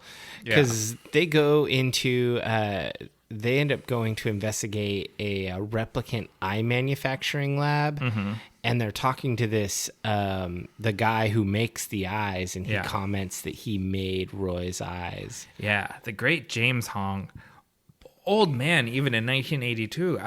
Is he still alive? Yeah, he's in Everything Everywhere All at Once. He's been an old man his entire life. He's one of those guys where like he's 30 years old man. And it's just been forever. He's always been an old man. He's always had that wispy mustache and beard. Yeah, and probably went bald early and just looked old. They basically they want to know how to get to Tyrell, and James Hong, or the character's name is Chow, I believe. His lab is refrigerated, and they strip him out of his like warm coat and start questioning him, and they get the information. Someone by the name of J.F. Sebastian has access to Tyrell. Yeah, he's like a genetic designer that works with Tyrell, so they can get to him through J.F. Sebastian. Yeah. So just background stuff on the scene. They filmed it in a real meat locker, which was a total nightmare because it was bad for the equipment, bad for the actors, hard to light. Everything about it was more difficult because they filmed it in a real refrigerated container. But they got real steam from their mouths. And that, like, all of that stuff, the way your skin reacts to the cold, your breath, all of that stuff, it's impossible. I mean, now you can digitally fake it, but it's still going to be looking fake. It won't. And the scene is just so much more real and scary because they did it the hard way. Yeah, it just looks fucking cold. Yeah. And this is also the first time we get a little bit of Roy's I call it his poetic heart. Because he comes in and he does this, he misquotes William Blake, but he does this Blake quote. And Roy's very philosophical, like he's very literate, and he's a thinker. Yeah, he's really a thoughtful guy. He really considers things. Yeah. And so then it kind of cuts to another one of these cut scenes, a travel scene. Yeah. But rather than us seeing literally them going down the street, we see these cyclists going down the street and this calming music. Yeah. And I was just like, wow, this is really artistic the way this movie's put together. Yeah. It's a really beautiful scene. The music is great. The bikes give you a sense of like, it makes you think of like China in the 80s. Yeah, or like regular people. Yeah. And Deckard's driving around on the ground. I think that's important. Because he drives in not a flying car, kind of like one of those new weird Tesla cars that you like. And he drives it around on the ground into his below ground parking structure. And so it really makes Deckard blue collar. Like if you're looking at the hierarchy of this society, he's at the opposite end from Tyrell. And I like that the cars are cool in the movie, but they're not like ridiculous like a designer would make. They're very utilitarian, like a company would market. Like if you think about like the earliest hybrids or earliest electric cars, none of them were cool looking. Yeah. They were all just mega utilitarian. And they're all kind of built on the chassis of real cars. Yeah. And that gives it that really grounded sense. Yeah. And when Deckard gets into his apartment building and he's got a voice recognition on the elevator, which is pretty good security, I suppose you'd need in this dystopian future. He's kind of half passed out, and then all of a sudden his spidey sense tingles. He pulls out his gun, and Rachel's in the elevator. Yeah. And he's just kind of creeped out, like, oh shit. Yeah. This replicant. This here. replicant followed me. I'm a replicant hunter, and this replicant hunted me. Yeah. Which makes me wonder why he didn't just ice her right then and there. He's in love with her already. I think he's already. You think so? He's already kind of like sprung on her. Love's the wrong word. He's in lust with her. He's into her. She is the only clean person we've seen in the whole movie. Him and Tyrell are the only, her and Tyrell are the only clean people we've seen. Yeah. Even Deckard isn't clean. And so that's something that's elaborated on quite a bit in the book, is that Deckard particularly has a soft spot for female replicants. He has a particularly hard time retiring them. He's particularly remorseful about them and particularly sexually attracted to them. Okay. So it's very... Rachel's pushing his buttons big time. All right. Yeah, so she's trying to prove her humanity to him by showing him family photos. And he basically bursts her bubble by telling her that these are all implants of Tyrell's niece and the stuff that Tyrell had told him. And she is very upset by it. Yeah, he's such a dick because he tells her very specific personal memories. Yeah. And because he knows, like, no one else knows this stuff, but Tyrell told me because he was bragging about the robot he made. And I think it's worth noting, Deckard is not showing a lot of empathy. No, not at all. Yeah. That's, he's a complete dick, and maybe he's a replicant. Uh-huh. The signs are starting... You don't see it on the first watch, but the more times you go back through this movie, the more signs there are that Deckard's a replicant the earlier in the movie. Yeah, and that's probably why Gaff is his minder. Yeah, because this is a whole thing where we're using a replicant to hunt replicants. Mm-hmm. Spoiler for this old movie. Well, I mean, and this isn't really a spoiler because this is a theory. Yeah, no, it's not verified in the movie.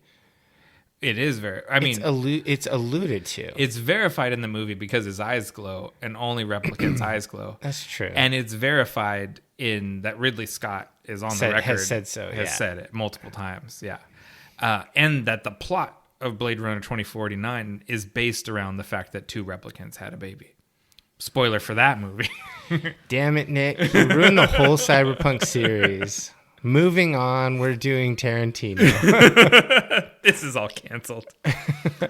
So basically he goes to get her a drink and she leaves in tears. My favorite detail from this whole scene is Bachelor Deckard doesn't have a clean glass in his whole house. Yeah, he has to like clean it then and there. He's like, do you want a drink? I'll get you a glass. And he goes over to the sink and cleans a glass to pour the whiskey in. Yeah. And it's like, yeah, this guy's a mess. He is just a bum and a mess. And he's not ready to entertain. So then it kind of cuts to Pris. Yeah. And she looks like a fucking mess. She looks like a mess. Well, she looks like a sex worker, right? Like she's wearing like... but I mean... Sex workers can be clean, Nick. She's not. Not the kind that walk on the streets usually look pretty messy. Especially if they're in the streets of 2019 LA. Yeah, exactly. This 2019. Or the one, or the real one. But so Pris is going to, I called Zora a honeypot earlier, but Pris is going to honeypot JF Sebastian. Yeah, for That's sure. The plan. That's the whole plan, is to just use her to get access for Roy. And so she goes to his apartment building, the Bradbury building, which is a real building in downtown LA. This is one of the few real places. And it's really beautiful inside. It's a crazy story about the Bradbury is that they filmed all this stuff at night and they trashed the building every night to get it dressed for the movie. Put garbage everywhere, water on the floors, all this stuff. And then they had to clean it up and they have to clean it every morning before people show up for work the next day. Oh my God, that's awesome. That's, again, this is a movie where everything's done the hard way, like, because it gets the best result. Yeah. So I wanted to say Sebastian, played by the great William Sanderson, who I absolutely love in Deadwood as E.B. Farnham. It's my favorite role of his. He has a way of seeming nervous always. Yeah. He's from, he was on the Newhart show, right? Is that what I'm remembering, right? I think so. Where he's like, I'm Daryl, this is my brother Daryl, this is my other brother Daryl. Yeah. Exactly. He's another guy that always seems old, even when he's young, because he's probably in his 20s or something. Yeah, in this movie. I mean, William Sanderson, such a great character actor, and this, I just loved him in Deadwood. So when I saw this, I was like, oh shit, this is gonna be good. Oh yeah, he's in True Blood too. That's another one of your things, Deadwood. True Blood? Yeah. I've never seen True Blood. What are you talking about? You've never seen True Blood? No. I thought you were into that. No. You into every vampire thing. No, because that's like not really a vampire thing. That's kind of a teen romance thing. No, True Blood's not a teen romance. Okay, maybe it's like a middle-aged Like lady a cougar, yeah. It's cougar demographic. I wasn't the demo for that. Okay. Let's just say that. But I'm sure I'll get around to it someday now that it's done. Yeah, maybe. I've never watched it. Anyway, I mean, Joe Manganiello is in that show, so yeah. I feel like I need to see it. And Skarsgård. Yeah, that's true. Some cool actors. Anyway, so the apartment building is so cool on the inside, and I love the lighting and everything. Yeah. And then when they go into JF Sebastian's apartment, and he has like the little like creations that he's made, his friends. He's got all these automatons, like little. Shit, this is creepster. It's so weird, and I was just saying, like, there's no girl, like, if you brought any woman to your house and they were not expecting little walking teddy bears to come up and greet you when you walk dolls in and shit. Yeah, like I made my own friends. Yeah, it's like I made a mistake coming in here with you. Yeah, and I'm going to flee now. Yep. She's texting her friend to call her. So, I gotta go. Yeah.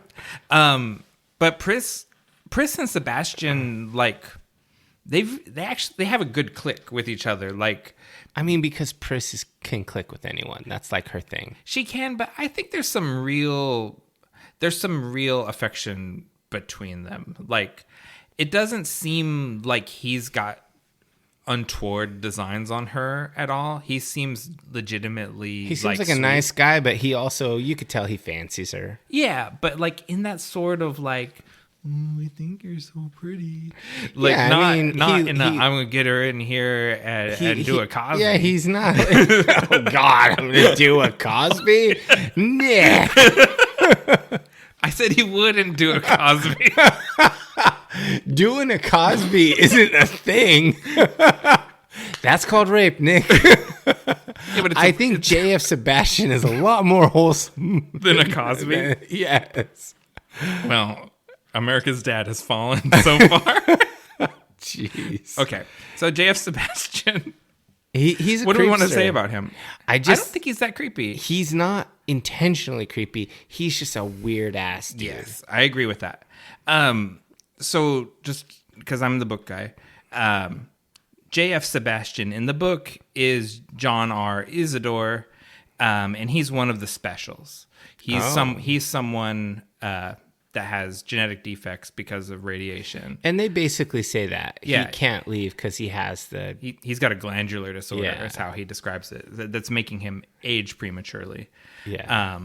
And so the connection, though, that it's sort of homaging the book, is he works for the Van Ness Pet Hospital, which is a company that services artificial animals. That's disguised as a veterinary service so that no one knows you don't have a real whatever the thing is. Oh. So you can front like you have a real dog. Yeah, exactly. And you're like, oh, my dog has to go to the vet. And it's really like getting its oil changed. Dang. Yeah. I kind of want a dog that has oil change and shit because, it'll never die. And you can just power it down when you leave. Yeah, I'm going on vacation for a week. It's like, put it on rest Fido, you're done for a week.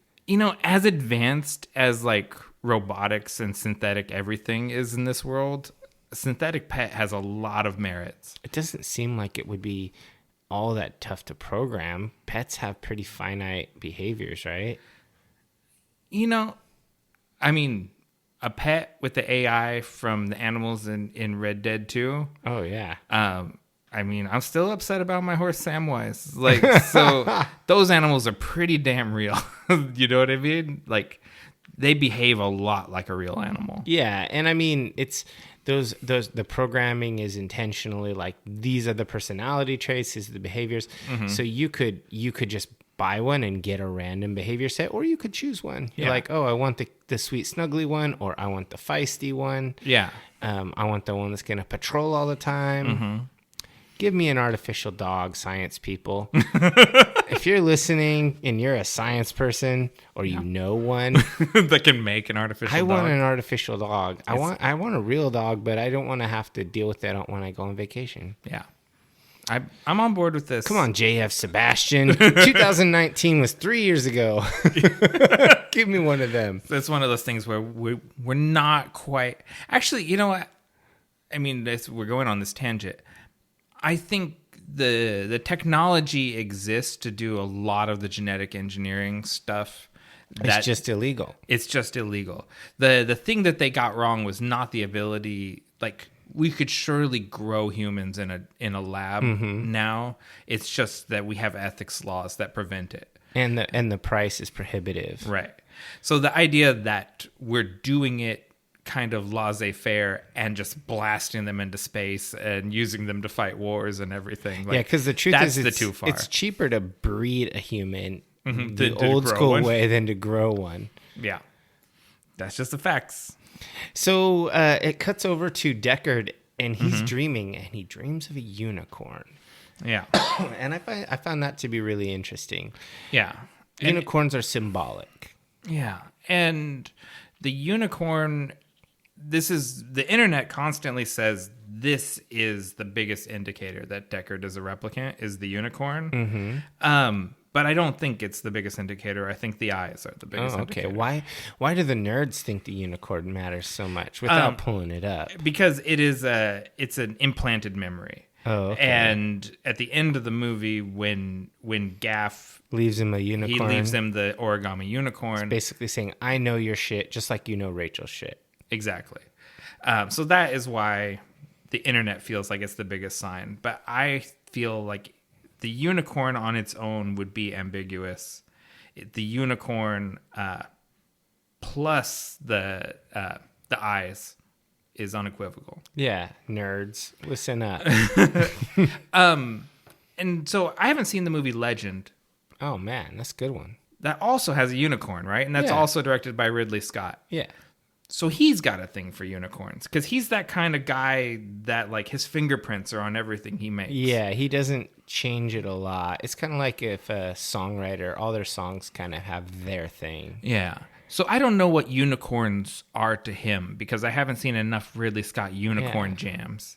Well, normally unicorns symbolize like purity, rareness, some sort of like untouched goodness usually. So is Rachel the unicorn or is Deckard the unicorn? If one of them is. I think maybe Deckard's the unicorn, right? Because he is the replicant who, maybe Rachel is the unicorn who Deckard is looking for. I think they both are. Maybe like they're both unicorn replicants. He's a black unicorn.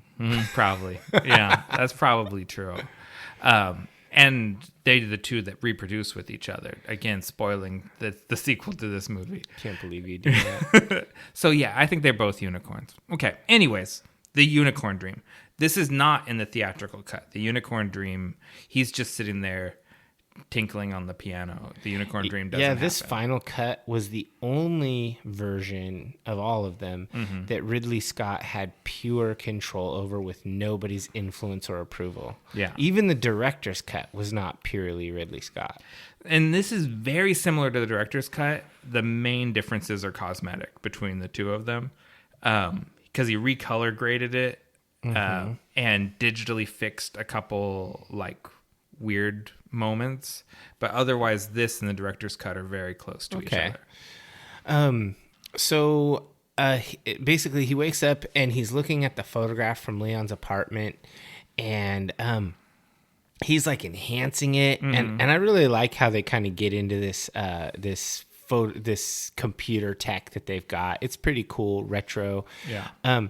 We still don't have enhance. You can't do that. But one thing we do have is with a sufficiently high megapixel photo, you can just zoom and zoom and zoom. Yeah, and that's kind of what he's doing Yeah. with the enhance is just zooming. Yeah. It's like he's just telling it which frame to Zoom to in here, zoom in here. I like that it kind of does it like it's almost like it's a slide. It's like like slides or whatever. It's pretty cool. Yeah, the whole thing. So he is sort of inspired by the photo that Rachel left because she left him this picture supposedly of her with her mother. And it gave him new perspective on if this replicant has pictures of her mom and feels attachment to them. Yeah. There's something I can find in these pictures. And eventually, zooming in and out, he kind of looks at Roy's arm and he zooms all over the thing. He eventually gets a pretty good shot of Zora's face, and she got a tattoo. Yeah. She has a tattoo of a snake on her face. Yeah. Pretty cool. Yeah, pretty cool. Not a great idea if you're trying to keep a low profile. Yeah, well, I also think that like having random apartments and jobs and shit is hard when you want to keep a low profile, but gotta pay, you gotta eat, right? It takes money to live in this world. If you want to fight against the Tyrell Corporation, you need some funds. So yeah, you never see Roy Batty working. No, he's sending everyone else out to get jobs. Is Roy Batty a pimp? Ooh, I was going to make the case that he's the hero of the movie. Oh. But now you have he is bossing everyone around and not doing a whole lot except being intimidating. And it seems like 2 of his employees and his crew are sex workers. Well, okay. A cabaret performer 1.5. arguably is a sex worker adjacent, but she's not. You don't know what happened with that snake show. It's off screen. Boy, your imagination went places with this. Hey, I'm just riffing on the idea that Roy is a pimp.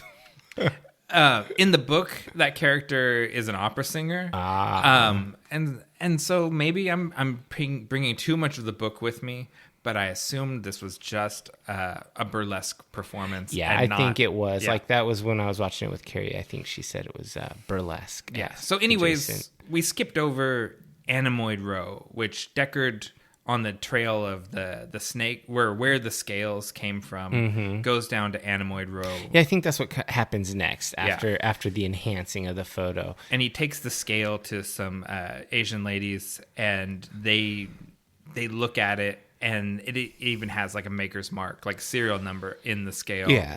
And they send him over to Abdul bin Hassan, who is the snake dealer in town. He's the Egyptian guy. He's a snake maker. Yeah. And one thing I was noting when I was watching this movie, it's like we're almost at the halfway point of a 2-hour movie, and there has been zero action. Oh, yeah.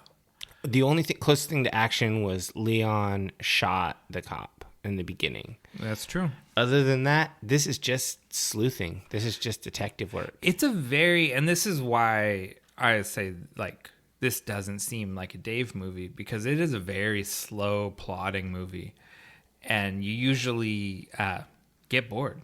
Yeah, I normally do, but this has so much eye candy. Like, everything is just stunning on this movie. It's so good to look at that you don't mind the slow pace. Yeah, because if it went too fast, you'd miss it all. Okay. And there's just so much to see. And I think that there are actually, the performances are compelling and don't need to be rushed. Yeah.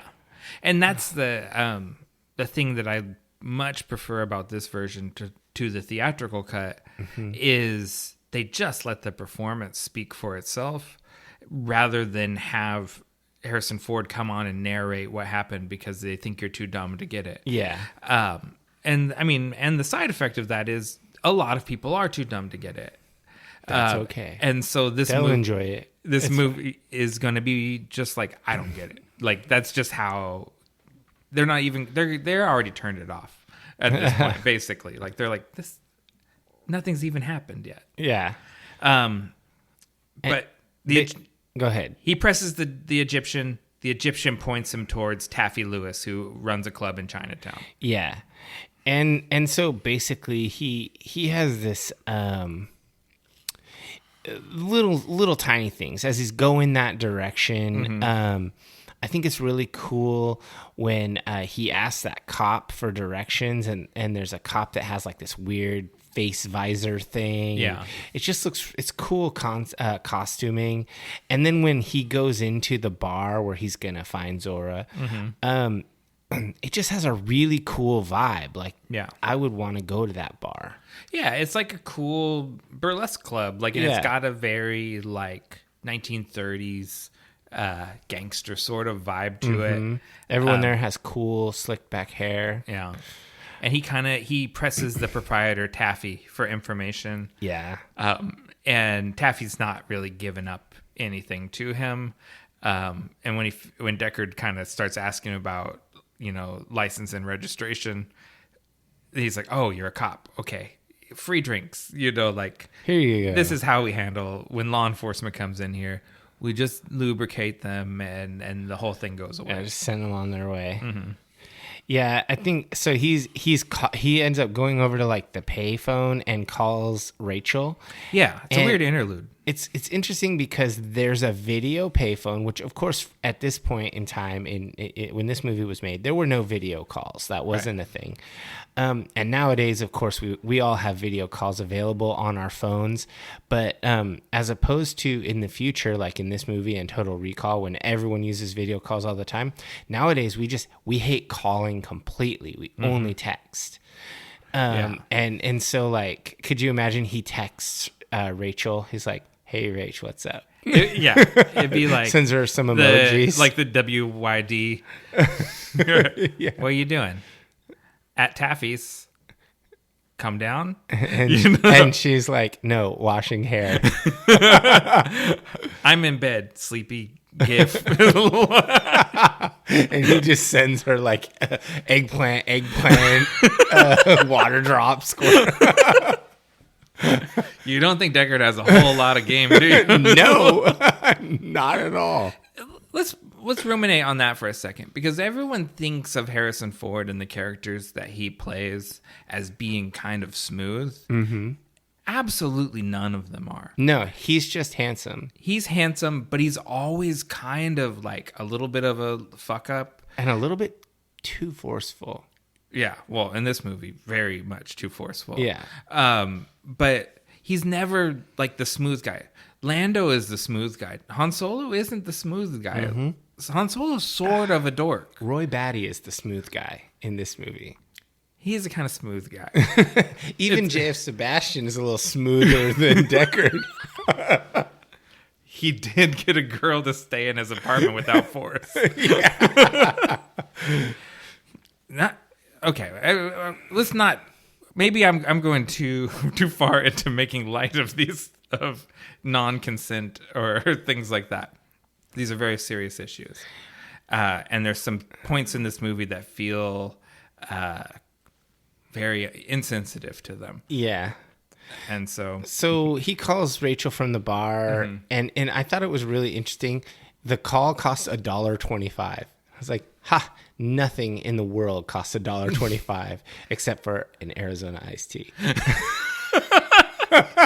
I don't know. Have you used a payphone? What does a payphone? They just don't exist. No, every once in a while you see one. Yeah, but like those are just like relic dinosaurs. Like at the convention center, there's like one payphone where there used to be a whole room of them. Yeah. There's just still one. Every once in a while you do see one, but I have no idea. I have never used one. What it costs to use it. It might be $1.25. Maybe next time I go there, I'll call you collect from one of those and see what it charges me. Yeah, you can let me know. I don't support this experiment.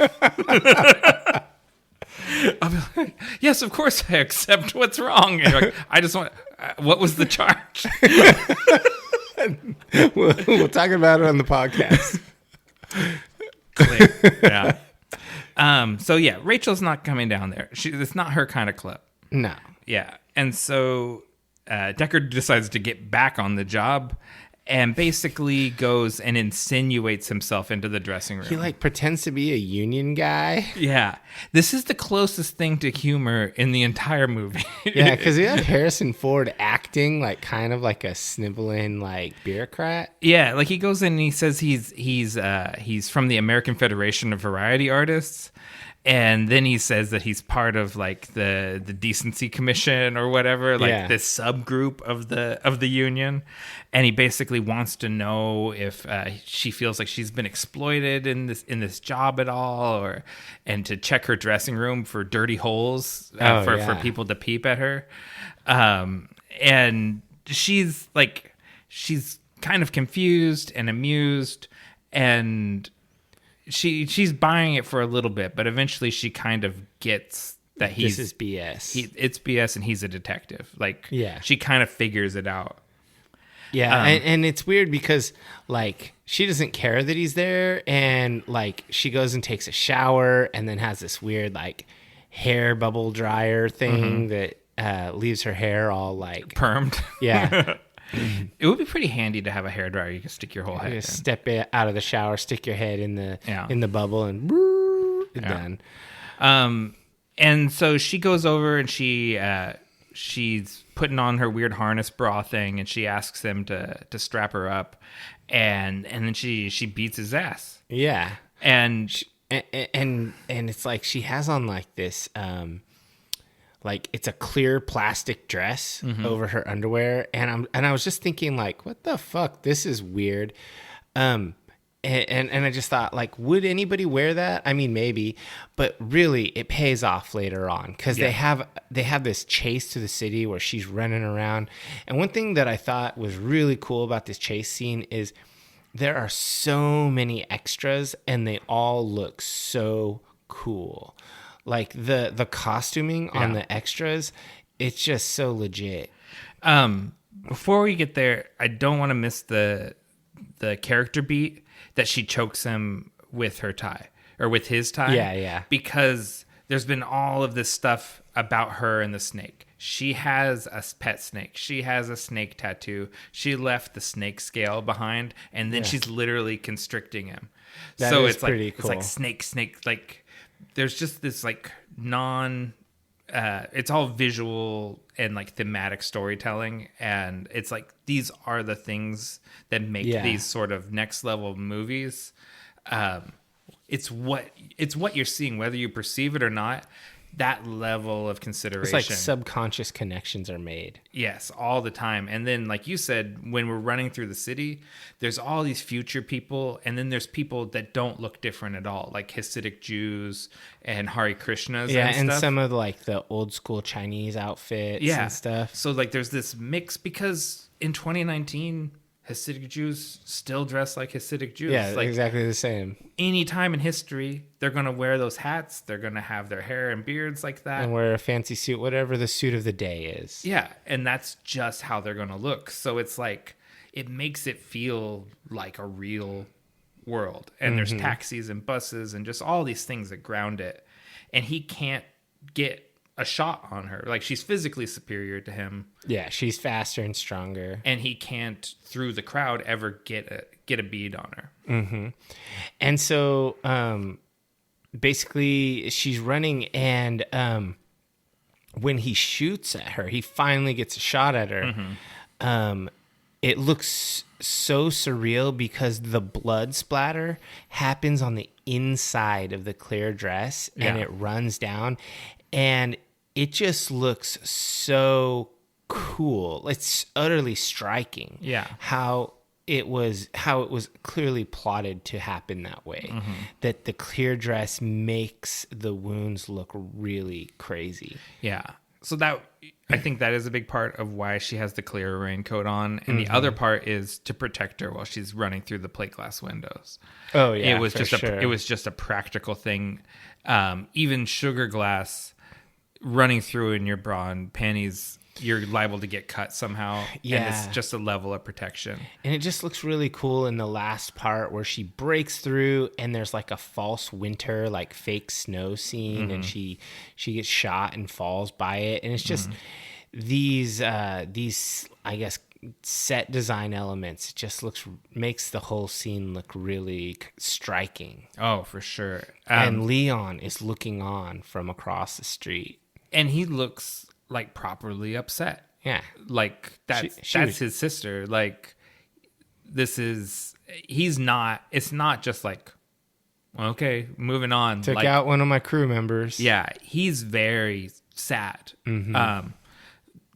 And there's a lot of stuff in this scene. So this version, the final cut that we're watching, they digitally shot new footage with Joanna Cassidy because previously in all the previous versions, the stunt woman was very visible, her face and everything. Yeah, and so they shot some stuff with Joanna Cassidy in 2007 and then digitally replaced the face. Oh, wow. And fixed this scene because this is one of those scenes in every other version of the movie that has stuck out like a sore thumb. It's a little sketchy. It's like the wrong face. Yeah, wrong exactly. lady. And it's a bad wig and everything. And so this is one of the things. And Joanna Cassidy in 2007 still looks amazing. And, especially with a little digital magic, it's blended together really well. Big thing that stands out to me is Deckard is not like happy. Like he stands over her and he looks like mournful. Like he's not, he doesn't feel good about what he did there. Mm-hmm. It's not a triumphant scene in any way. Like you said earlier, there hasn't been any action and now there's been some action and it feels bad. Like it doesn't feel like, yeah, got her. It feels like, ugh. Yeah, there was no win here. Yeah, and then in the theatrical cut, Deckard's voiceover, he says it explicitly. He says, the report would be routine retirement of a replicant, which didn't make me feel any better about shooting a woman in the back. Yeah. And it's like, it's a joyless moment. Yeah, and I mean, these retirements are these Blade Runners are basically just bureaucrats. Mm-hmm. They're just faceless employees doing work. Yeah. There's no life associated with what they're doing. Yeah, and that's bureaucrat is the word that Ridley Scott always uses in interviews. He says that Deckard is a bureaucrat. And I talked about it earlier. The religious philosophy of the time prohibits all killing, right? Yeah. And so this job of being a Blade Runner, it's a little bit like, like in Buddhist and Taoist philosophy where the handling of dead bodies is an unclean job. That's why you have like the untouchable caste and things like that. Blade Runners are sort of untouchables. Yeah. In that they do something terrible that no one respects, but they're demanded to do it. Yeah. And so it's like it's hard. It's just like this whole thing is a big bummer. And what happens whenever Deckard does anything? Gaff shows up. Yeah. And Deckard's he's buying a bottle of vodka, and I had to look this up because he orders Tsingtao, and I was like, does Tsingtao make vodka? They make beer in a green bottle. They did used to make vodka, but that's a Smirnoff. It's a vintage Smirnoff bottle. It's not a Tsingtao bottle. Interesting. Yeah, and Bryant, he takes him to Bryant, and Bryant basically orders him he needs to retire Rachel because she's disappeared from the Tyrell Corporation. Yeah. No rest for Deckard, right? Yeah. He's like, well, you got 4 more to go, and he says 3. I've got 3 more to go. He says, no, that skin job, Rachel. Yeah, you got to get her too because she went AWOL from Tyrell. Yep. And Deckard's just like, oh, fuck. It's like, fuck, I was retired, and now you're just adding more and more to my plate. Yeah, I mean, I think this is literally his first time out. I don't think he was really retired. He just you think he remembers being retired, yeah. And he's being brought out of retirement, and Gaff is his minder. Mm-hmm. I think so. I think that's just part of his programming is that he has this history, and it's not real, and that's why they have to explain so much about replicants to him. Yeah, because this is literally his first job. Huh. That's interesting. Yeah. Is he a Nexus 6? God, he's got to be, right? Or he's a 6 or a 7. Then why are the other 6s more like faster and stronger, more you're powerful? right. Maybe he's a 5. That could be those too. ones are supposed to be cutting edge. He might be, or it just could be that the 6s are juiced up because they're for off-world stuff. And like Rachel as a 7, we never see any indication that she's superhuman, right? No. So it could be maybe he's a 7, maybe he's a 5. He's not a 6. No. Because then he'd be super strong. Yeah. And every 6 can beat his ass. Mm-hmm. And they do. Yeah. Yeah. So, speaking of, that's what happens right now is because Leon shows up and just whoops Deckard's ass, slaps him around. And we do have a little bit more of like Harrison Ford, I'm getting my ass kicked humor. Yeah, we also get basically just before Leon ambushes him, he spots Rachel in the crowd across the street in like a big silver puffy coat. Yeah. It kind of looks out of place, but she always looks out of place. Yeah, because she looks like she's from like a film noir movie in the 40s. Yeah. And everyone else looks like 2019 Cyberpunk. Yeah, just grim, gnarly. Yeah. Yeah, and so Leon just fucks him up. I just love he's like, "Wake up, time to die."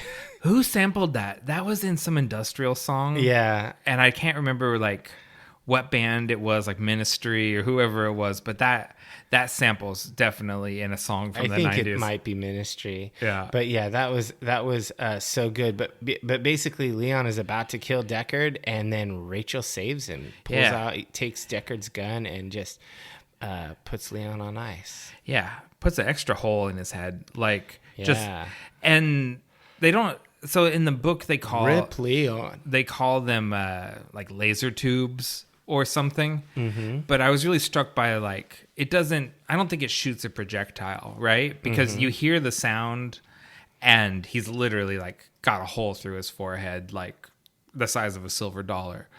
Yeah. So it is like a laser or something that like zoop, and it's a fast thing, not a projectile.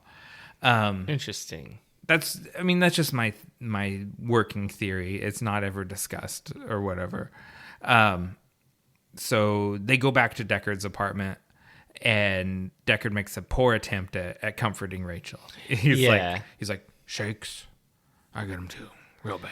And it's weird, like he's taking a drink out of a glass, and you see him like bleeding into the glass. Oh, I'm so glad he's drinking. It's so gross. I'm so glad you saw that because it is such like that. It's gross. It's beautiful though. Like he's sipping the vodka out of the shot glass, and the pink from his mouth comes and goes cloudily, like mingles. Yeah. And then you've been punched in the mouth, sure. So like, think about drinking vodka with a split lip, and everything. Like what that's gonna feel like, and like no thanks. This is a very like you feel it with him, like. This whole thing, like he's been beat to shit, and you get to feel all of it with them. Yeah, that is just a straight up gnarly. And so one of the things that's noticeable here is in this scene when she's walking in the apartment, her coppery reflective eyes, they are very apparent. Yeah. This is now, it's no longer subtle in the least. Her eyes are extremely obvious. Yeah. And she asks Deckard, if I go north and run away, will you come after me? Mm-hmm. And he goes, no, I won't, because I owe you one. And he crosses behind her and he says, but someone like me would.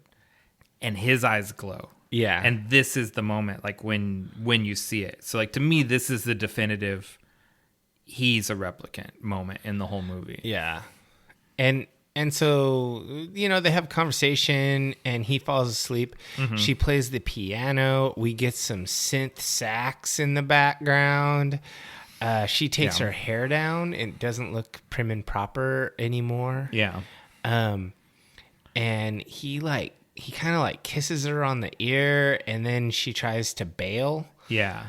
And he does not let her bail. Yeah, this is where it goes from, it's very sweet, like when she's playing the piano, and she's being real vulnerable, and she's saying like, I have memories of piano lessons and I didn't know if I could even play. And he's like, you play beautifully. And and it's very sweet. And he kisses her and she tries to leave. And he gets real aggressive and it's very uncomfortable. He slams the door shut and he shoves her up against the wall and she starts to cry.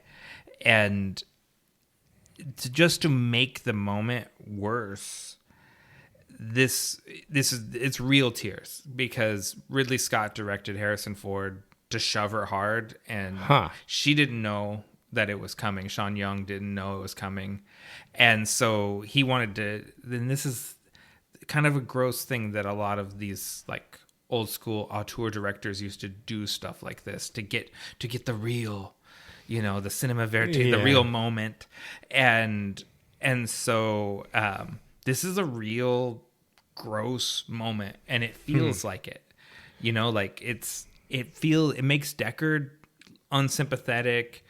And it like it's a brief moment, but this doesn't sit well when you watch it. No, I don't think anyone watches this and thinks, "Oh yeah, that's awesome." It was weird because in the or I won't say weird, interesting perspective on this scene. In the documentary or whatever, when Sean Young is talking about this character in this scene, she says that her character lacks the experience or frame of reference to engage in a romantic moment, and so she has to essentially be pushed into it to get past that threshold, and then she can, because she simply had no clue, no idea how, and so the character is shoved forward, and that's how she framed it. And I thought about that, and I guess if you're thinking about these people, Deckard and Rachel, as humans, it is pretty gross. If you think about them as replicants that are essentially machines that are learning behaviors, it makes a little more sense. I guess it's a little more understandable, even though it's still kind of a taboo thing from the perspective of these are two machines or artificial creations that are engaging and learning behaviors. That changes it in your mind. It makes it make more sense how messy it is, right? Like, because neither one of them is experienced at it. Exactly. They both are just complete shit shows. Yeah. It's absolutely not something in 2022 that you would do. No, you wouldn't put that on there. And the behind the scenes stuff wouldn't happen, because now that they have intimacy coordinators, they're called, and people that basically make sure that everyone involved in shooting a love scene is comfortable, and like, so that stuff like this doesn't happen, because there's 100 years of Hollywood treating female actors badly being shitty in these scenes, like intentionally scaring a woman so that you can get the reaction of it and stuff like that. So we've come a long way, and in this whole movie, this is the thing that this is the speed bump part I have the hardest time getting over. Yeah, I think it's really dated. When you put it in the human perspective, it's definitely pretty abominable. When you put it in the sci-fi perspective, it's a little less so. But it is the one speed bump in the movie. Other than that, I think this can be got past. It's not egregious. So then it cuts to Pris. And we haven't seen a lot of Pris since J.F. Sebastian's place. And she's pretty much still there. And she's putting on like full on raccoon makeup. I know. I said she's using an airbrush to apply eyeshadow. And she just does a black stripe across her face. And it's like Mario with the Tanuki suit.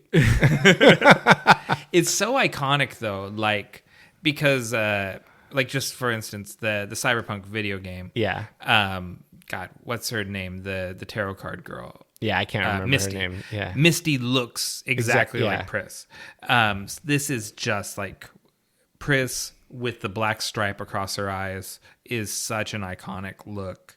And it looks strong, and she's got herself cleaned up because she was a mess when she arrived, and she goes to talk to JF, and asks him like, how do I look? And he's like, you look better.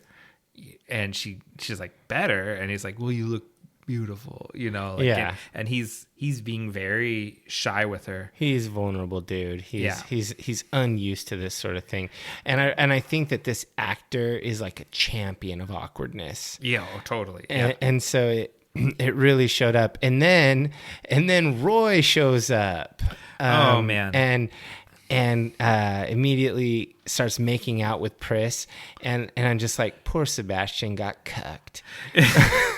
He does, like, you see the air go out of his balloon, like, he's like, I'm gonna go get a drink. And he immediately leaves. Yeah, he's like, I'm gonna make breakfast. Yeah, and because I mean, Sebastian's like this nerdy little guy, and Roy Batty is this like handsome, like statuesque guy. Yeah, and he can't compete. Rutger Hauer does. This is one of my favorite acting moments, because he comes and he tells Pris, "There's just two of us left," and his face, like, I backed it up and played it back when Lisa and I were watching it, and I was like, watch this and think about he's 4 years old, and watch his face, like, and think about how a child processes emotions like loss and things like that, and like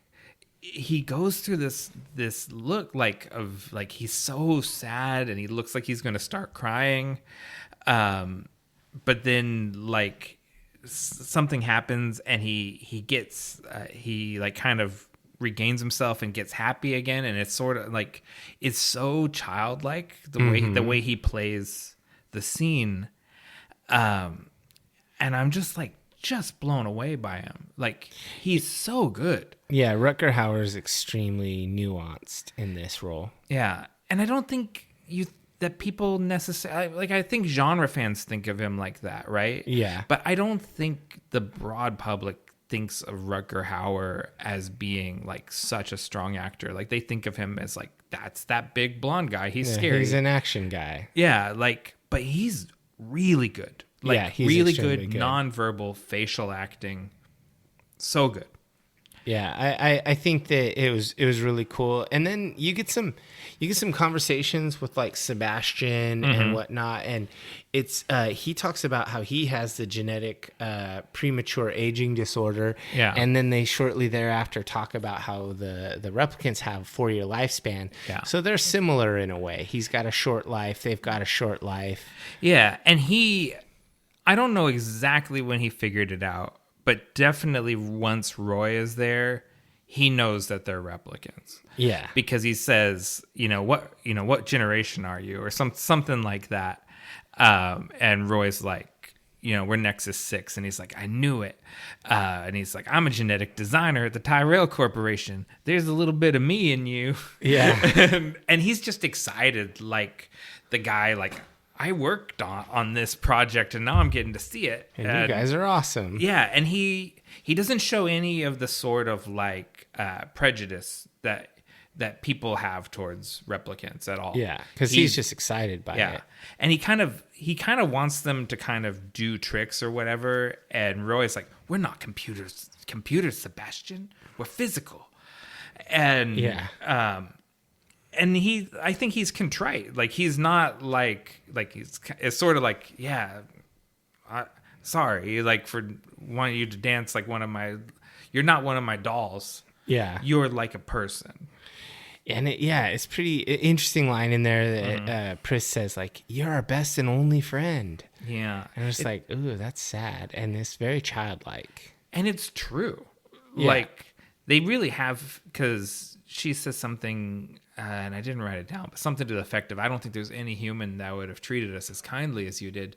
And it's absolutely true. Mm-hmm. They did get the one guy who's the most primed to see them as human. Yeah, the designer who has love for his work, mm-hmm. you know. And they basically they press him. They want to go and see Tyrell, and he's the only one that can get them there. Yeah, and they kind of make their way there, and with it's Roy and Sebastian, and there's this cool chess set. I looked up; you can buy that Bladerunner bird chess set that Sebastian has in his apartment. Sebastian and Tyrell have an ongoing chess game, and you know, it's just something that they do. They trade moves back and forth, and they each have their own board at their place, and they trade moves. And so Roy takes Sebastian to Tyrell under the pretense that he's got an unusual gambit. He's gonna make a kind of bold chess move. He trades a knight and then checkmates him. Yeah. And Tyrell's bedroom, if you want to, it does such a good job of selling what a fucking weirdo he is. Yeah. Because he's in this big plush kind of grandma bed with elaborate candelabras all over the room, real candles. And he's stock trading like at night, sitting there in his bed, in his jammies, and absurd amounts of money he's spending on stock and it's trading. Like this weird antique everything, but it feels futuristic somehow. Yeah, and we've never talked about his weird glasses. He has these big octagonal thick Coke bottle glasses that make him look like a mad scientist. Yeah, it's pretty cool. Yeah. And then basically we have Roy meets Sebastian, or meets Tyrell. Yeah, because Tyrell is like so kind of bamboozled by Roy's unusual chess moves. He's like, come in and let's talk about this. Like, because he kind of wants to know what got you thinking like this. Yeah. And he brings in Roy, and he immediately knows what's up. He goes, "Oh, I'm surprised you didn't come sooner."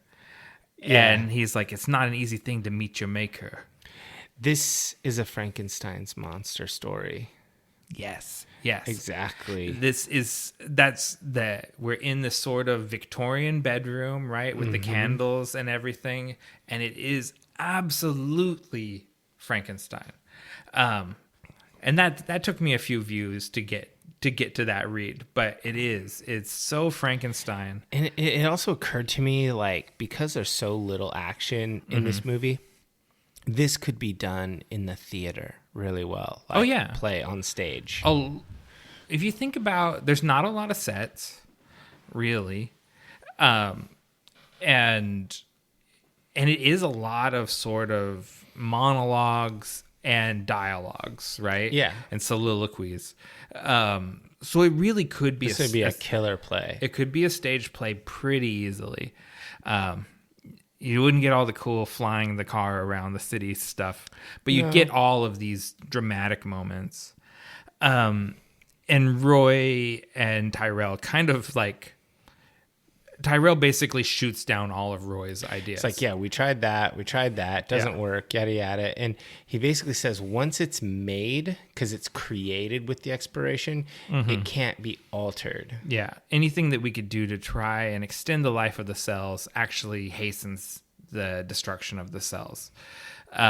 So you're just stuck with this. There's nothing we can do. I love it when Tyrell has this proud dad moment, because Roy basically confesses he's done these questionable things, and Tyrell is like, no, just think of all of your accomplishments that you've done in your short life. He just has a totally proud dad moment. Does. The light that burns twice as bright burns half as long. Yeah. Because he's just amazed at how resourceful that Roy has been, and like, you know, he's just blown away by it. He is, and you know, and Roy kisses him on the mouth, and then crushes his head, gouges out his eyes, and crushes his skull with his hands. Yeah, and again, this is just a real simple practical effect. It's just tubes with blood, and sound effects, but it's hard to watch. And the owl looking on is a total creep factor. Yeah, and the owl's eyes glow with the replicant glow. Sebastian is watching, and he's scared, and he's not knowing what to do. Mm-hmm. And Roy looks so sad, like it's. The whole thing, it just this hits hard, and it is so Frankenstein, the monster killing his creator. And when he's done, he goes and he kills Sebastian also, which hurts, but I think he probably killed Chow as well. And he kind of kills everybody. He's systematically killing his makers, right? Yeah. Like he's just kind of gone down the line, and everyone that was involved in creating the Nexus 6, like the important people, the designers, right? Yeah.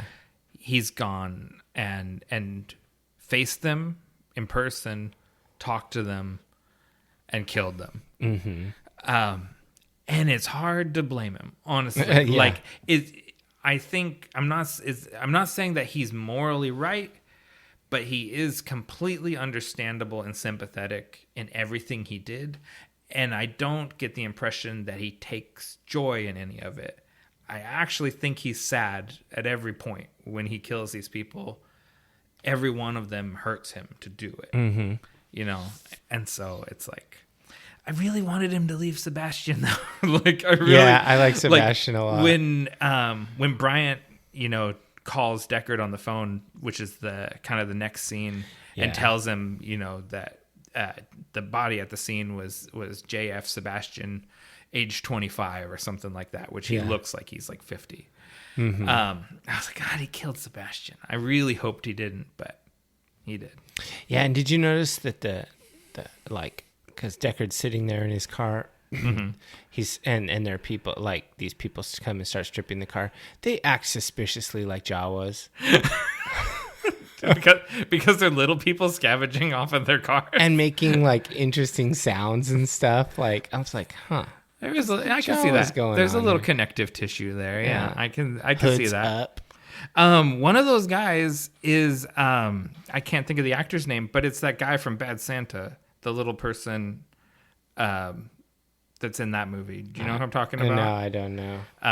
Anyways, it's an early film from him, but I was like, well, really? When I was looking at the IMDb on the movie. Other part of that is the uniform cops hassling Deckard for being parked in a no parking, basically. I thought that was hilarious. And they're like, I love like how the cops are fucking with him, right? And he's like, I'm working. What are you doing? And they're like, arresting you. And he's like, gives him his badge number or whatever, and like, well, have a better day. And they take off in that sort of way that like, it's not like I was criminally harassing you, like you're a cop too, so you get it. Yeah, you do this shit. You abuse your power. No you also abuse your power. Yeah. Anyways, we're building towards the climax of the movie. Yeah. Deckard calls Sebastian's house, and Pris answers. And he says, I'm an old friend of this is Eddie, JF. an old friend of JF. Yeah, and she just hangs up the phone. And he's like, well, that's where they are. Yep. Drives over to the Bradbury. Yeah, and so Deckard goes in there, and he's trying to ambush Pris, but she is among the mannequins, and she's got this like kind of veil over her head, and there's all the different toys and things moving about. I mean... This is one of the scenes, the fight between Pris and Deckard, that I really remember. It kind of stuck out in my head. Oh, from here to the end of the movie, this is the only thing I remembered about this movie. Yeah. Like, from a kid. Like, when I think about... Oh, yeah, I've seen Blade Runner, and I would be like, there's a girl with the spiky hair and the makeup, and she does gymnastics. Like flipping around. And then the scary blonde guy chases him around, and, like, this is the only part of the movie I remembered. Yeah, I mean, Daryl Hannah does a hell of a job in this. Yeah. It was pretty cool. And when I was looking up, like, who played this character, Daryl Hannah, it's interesting that both of the female lead actors have traditionally male first names. Daryl and Sean. Yeah. And they're even spelled like, they're not spelled differently. That is interesting. And Daryl Hannah has a male stunt double who's very obvious in some of these scenes. Oh, yeah. The one with the really, really, like, muscular thighs. Like, yeah, way broader than she is. A pretty slender dude, but still much wider than Daryl Hannah. Yeah, clearly lifting weights, whereas Daryl Hannah was a lot more slim. She wasn't bulky. There's a lot in this. The gymnastics were her character idea, just like the city speak was Edward James Olmos's character idea. I like how all the actors, even though they're very small parts, everyone took this very seriously and everyone made their own backstory, and like invested themselves into these characters. And it's part of what makes these characters who get very little screen time feel developed. And not just like someone in a costume running through. Yeah. Yeah. And they kind of had this fight, and then eventually Deckard shoots her, and I was like, oh, it's sad. And then she starts thrashing, and I was like, oh, this is crazy time. Like, just the death throws are so gnarly. It is. And so what the thing that it reminds me of is when because I'm a driver, I'm on the road all the time. This is what happens when animals are hit, not like lethally, but not killed instantly. Yeah, they thrash around on the road like this, and she screams and thrashes, and he shoots her again, and it's just hard to watch, and it's very animalistic and visceral, and it's just, again, none of the deaths in this movie feel good.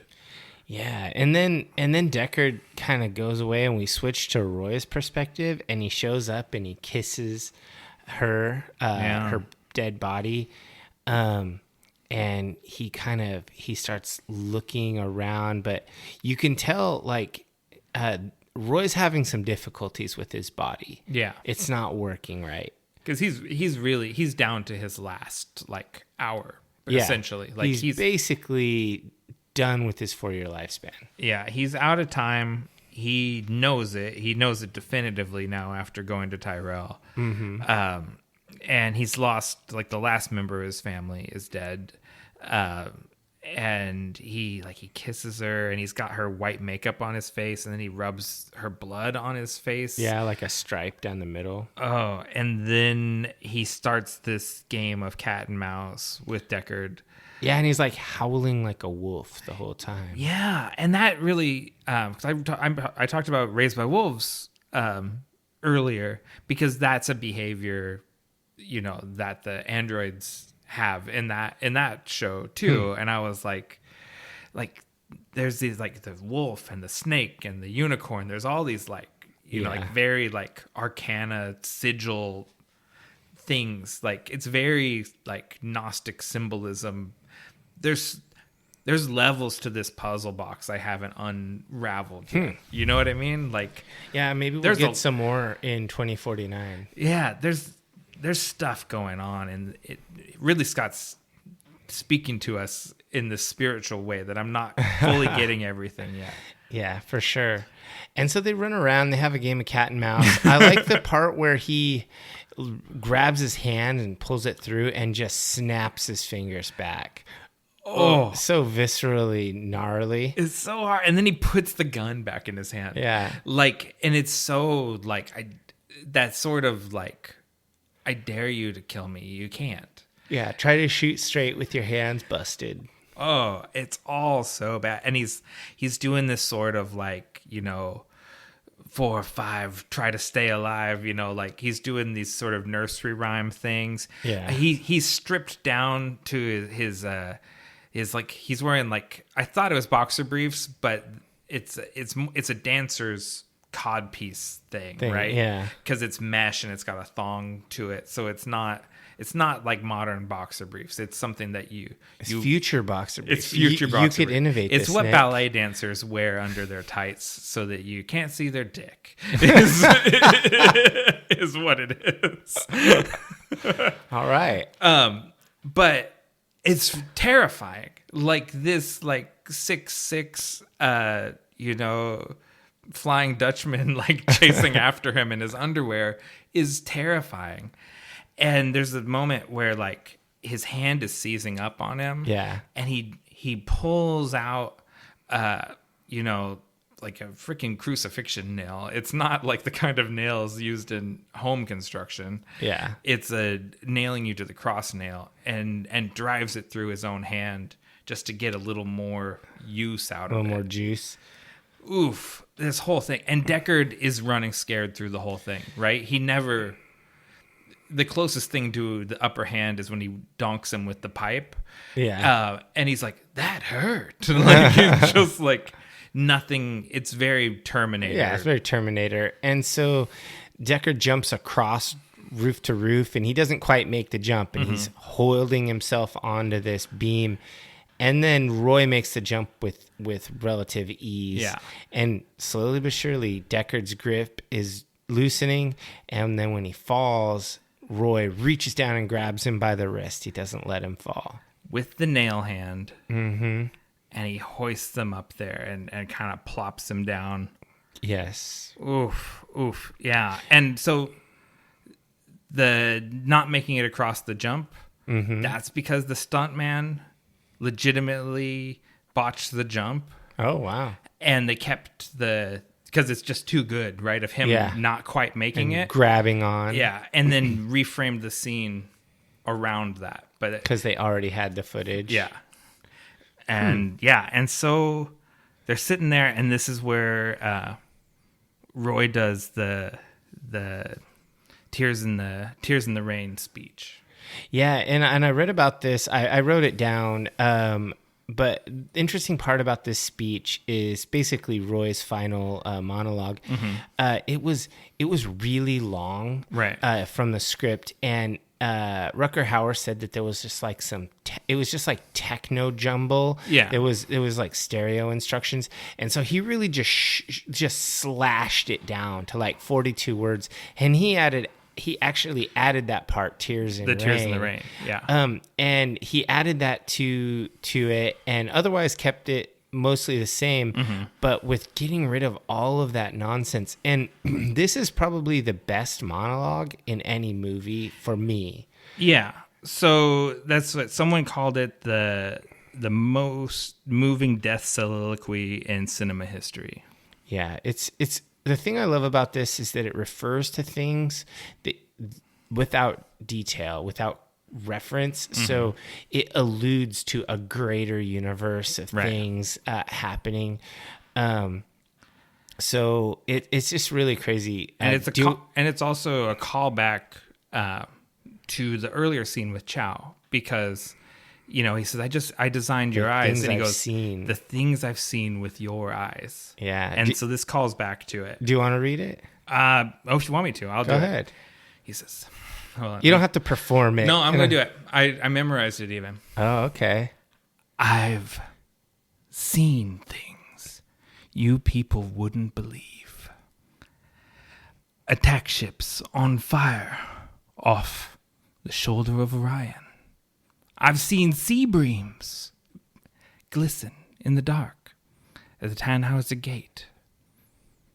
All those moments will be lost in time, like tears in the rain.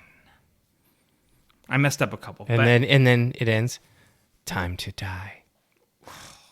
And then he dies. And then the dove flies away. Yeah. Oh. Yeah, you mostly got it. There's a couple of little things. I said breams instead of beams. Yeah. Anyways. Yeah, man. Watch sea beams glitter in the dark near the Tannhauser Gate. That part is so cool. I mean, but basically he's referring to like space battles and things and beautiful beautiful images from somewhere in the solar system that other people just can't imagine. And those memories are going to be gone when he dies. And it's just a really moving scene. And Rutger Hauer's performance is just so good. Mm-hmm. So I really enjoyed that part. And then the bird flies away. It's all symbolic. It's just extremely sad. Yeah. And so this is one of the other moments where it's fixed in the final cut. Mm-hmm. Because in all the other versions, the bird flies off into the sun because it's like a morning shot. Yeah. When everything else is dark. It's nighttime. So in the final cut, it's nighttime. And it's just one of those things where they digitally went in and were like, okay, this just never worked. It's just dark. Fixed it. Yeah. Yeah. And so basically, Batty was just making his final mark on existence. And he was basically showing Deckard that he was a real person. Yeah. So I'm glad it's not there, but this is the voiceover from the theatrical cut. Oh, okay. I don't know why he saved my life. Maybe in those last moments, he loved life more than he ever had before. Not just his life, anybody's life. My life. All he wanted were the same thing, the same answers as the rest of us. Where did I come from? Where am I going? How long have I got? All I could do was sit there and watch him die. I mean, that's not terrible, but it does cheapen the scene. It does. It just like ruins it. Yeah, just let it sit there. Because I mean, basically, Rutger Hauer said that this final scene was a demonstration of Batty's humanity. Right. And so it's like he drops his mic, and then Harrison Ford comes over and picks it up. I'm gonna let you finish, but yeah, like I was the greatest replicant. Yeah, it's like the voiceover is just so unnecessary. Yeah, and then Gaff arrives. Surprise! And compliments Deckard on his work. But he reminds him he's still got to kill Rachel. Well, sort of, right? Like, because he goes, "You've done a man's job, sir. I guess you're through, huh?" And he's like, finished. I'm done. And he goes, "It's too bad she won't live. Yeah. But then again, who does?" And it's like, basically he's saying, "You're not going to kill the girl, are you?" And it's like, "No, I'm not going to kill the girl." It's like, "Oh, well, she's going to expire else, yeah. anyway. Someone else will, or she'll expire or whatever." Yeah. And then when he goes and he gets Rachel, there's a little origami unicorn on the floor. Yeah. And this is the moment where, Gaff is basically saying, "I know who you are. I know your memories. I know your dreams because they were put there. Yeah. Also, I knew you were going to come and do this, but we're just letting it happen." Yeah. Like, basically, he's sort of like, Gaff is like, "You know what? You earned this one, buddy." Yeah. It's like take the replicant away. You're both going to be done anyway. Yeah. You're going to expire. And then it just goes black and has cool ass outro music. Right. Which the theatrical cut, they have them driving to Oregon montage, basically, while they drive north. We're going to Florida. Yeah, and Deckard monologues more about it. Like, he's like, "Gaff had been there and let her live," and it explains what the end. It's like if you have to explain a joke. Yeah, like, it's so much better this way. Yeah, and okay, so what are you? So I had to go first last time. So okay, what were your personal highlights? What worked for you? Oh my, okay. Are personal highlights distinct from what worked for me, or are we just getting into it? It's your favorite things, things that work for you the most. Okay, I mean, they are going to be the same things. Yeah. So, number one, the visual aesthetic of this movie. Mm-hmm. It is superb. Everything about the look of this movie is flawless. The cinematography, that's Jordan Cronenweth, so good. And he didn't do a whole lot of movies. Like, he did movies before this, and then he did a bunch of music videos and stuff afterwards. Mm-hmm. But this is like the biggest movie on his IMDb. And it's a hell of a boom, plant your flag in this one. Yeah. Because it is superb. Lawrence G. Powell as the production designer and Sid Mead as the visual futurist. Their future, everyone still copies it. Yeah. Ghost in the Shell copies this movie. The Fifth Element copies this movie. The Cyberpunk video game copies this movie. Everyone is still cheating off their homework to this day. Yeah, nothing gets better than this. Yeah. And then Douglas Turnbull's special effects. Again, flawless. Like the level of technique going into the miniature work and all of this stuff is just superb. Movies get made now that don't look as good as this movie. Oh, God. Yeah. Regularly. And then Michael Kaplan's costume design. I can't say single-handedly he brought shoulder pads back, but I think he had a big part of it. I think this movie was very influential fashion-wise. Number 2, Rutger Hauer. His performance as Roy Batty is the very best portrayal of Frankenstein's monster, period. Sure. And I say that as a fan of that book and movies based on it. Mm-hmm. This is the best one. It's better than anyone else that's portrayed that character. He kills it. And then Ridley Scott's all his philosophical stuff. And I've talked about it a couple times now. The through line from Alien to this to Prometheus to Raised by Wolves. He's got a lot of ideas, and he doesn't tell you what he's thinking. Like, he shows you little things. Sure. Like, he feeds it to you and lets you think about it. And I'm totally fascinated by his philosophy. Those are mine. What worked for you?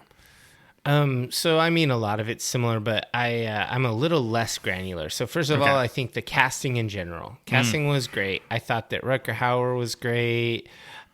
Honestly, all of the replicants and Sebastian and Tyrell, all of these main characters in this the important characters and even the side characters, every single one was awesome. Like I don't think any of the actors let their part down. No. It was just super amazing. Of course, Rutger Hauer is the standout performance of the movie. But I also think that the 2 female leads were amazing in their parts. I think they were extremely convincing. I think that the set design, it was just off the chain. Like, just like you said, everyone's cheating off their homework.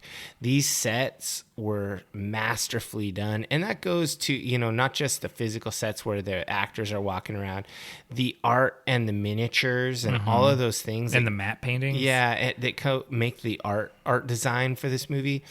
It was disgustingly good. And then underrated, but is extremely important for anything noir, is lighting. Oh yeah, the lighting in this movie, it like reminded, like, this is a masterclass on lighting.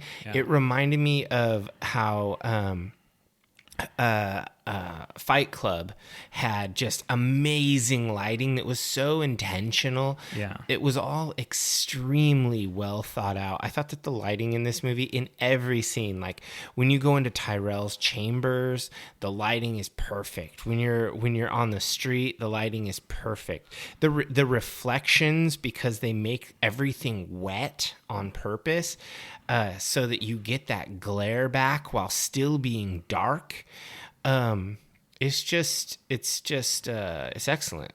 Yeah, it really is. And I'm trying to find who did the light design on this. No worries. My next one is Nebulous. Mood and style. Yeah. Like, everything about this movie, like, if I were a zoomer, I'd say this is a whole mood. Yeah. Like, the movie is a whole mood. It's crazy how you just kind of sink into it. Like, you just kind of settle down into this movie, and it's got this low tension going on all the time, and it has a really good way of being immersive. It doesn't have to be fast. It doesn't have to be like flying in your face. It's just one of those movies that has it conveys emotion just with its sets and its presence and the whole deal. So I think the Crowenwith is the guy that gets credit for the lighting, the cinematographer. Oh, okay. Well, it was amazing. Yeah. So those are the things that were my personal highlights. So what about you? What didn't work for you? Just two things. Number one is elements from the book that aren't explained in any way in the movie. So like, I think there needed to be a little bit more talk about, even if they didn't talk about the religion of mercerism specifically, why things like the calfskin wallet and things like that, like why these are significant. It's just left ambiguous. And I think my understanding of the movie got much greater after reading the book. Okay. So I could have used just a little bit more telling, I guess, about the world. And then the thing with Deckard shoving Rachel, it's a big ouch on the whole movie. Yeah. So those are the two. My two didn't work for me. So what didn't work for you? I mean, of course, the Deckard shoving Rachel thing has to be mentioned. I didn't actually enjoy that scene. I enjoyed it up until then. I think that the other thing is this is a suspense movie that is supposed to seem like an action movie, but it's not.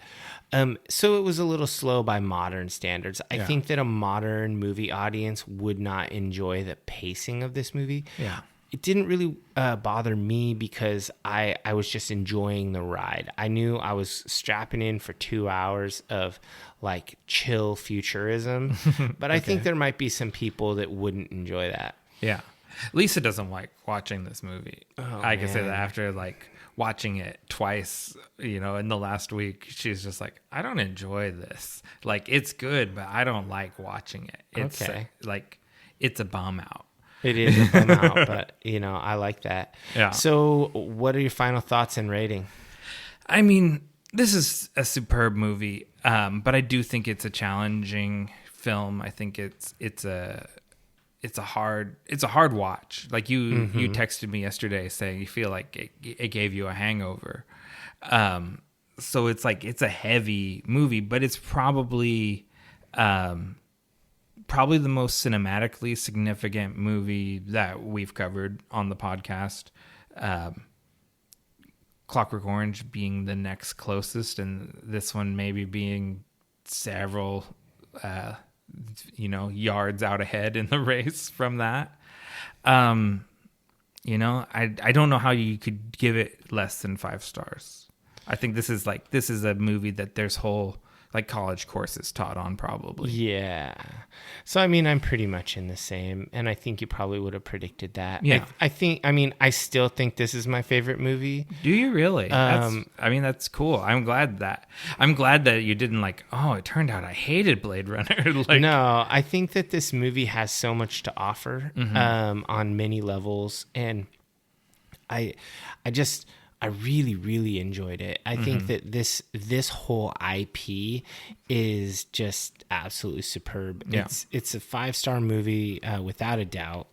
I mean, all of the different things put it in the 8s and 85, 89, 87, 84. So, it's I mean, if we were doing fractions, maybe we're quibbling somewhere in between the 4 and 5. A 4.5-star movie or whatever. But since we're not, I think it has to fall on a 5. Yeah. And honestly, I do think that this comes close to being a perfect movie. It's probably the best movie we have done on this podcast.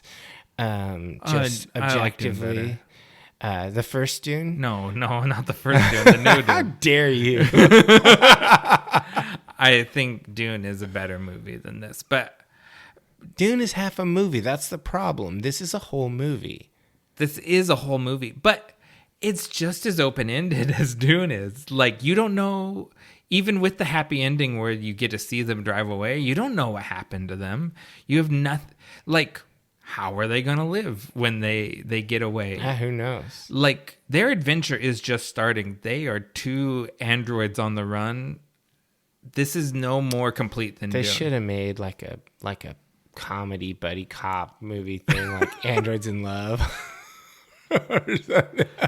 You know what it would be is Warner Brothers would market it like that, like it's a romantic comedy. It's just a big bum out, and it would be murder. just a bum out, and like rage. It would be like The Road. Exactly, and you.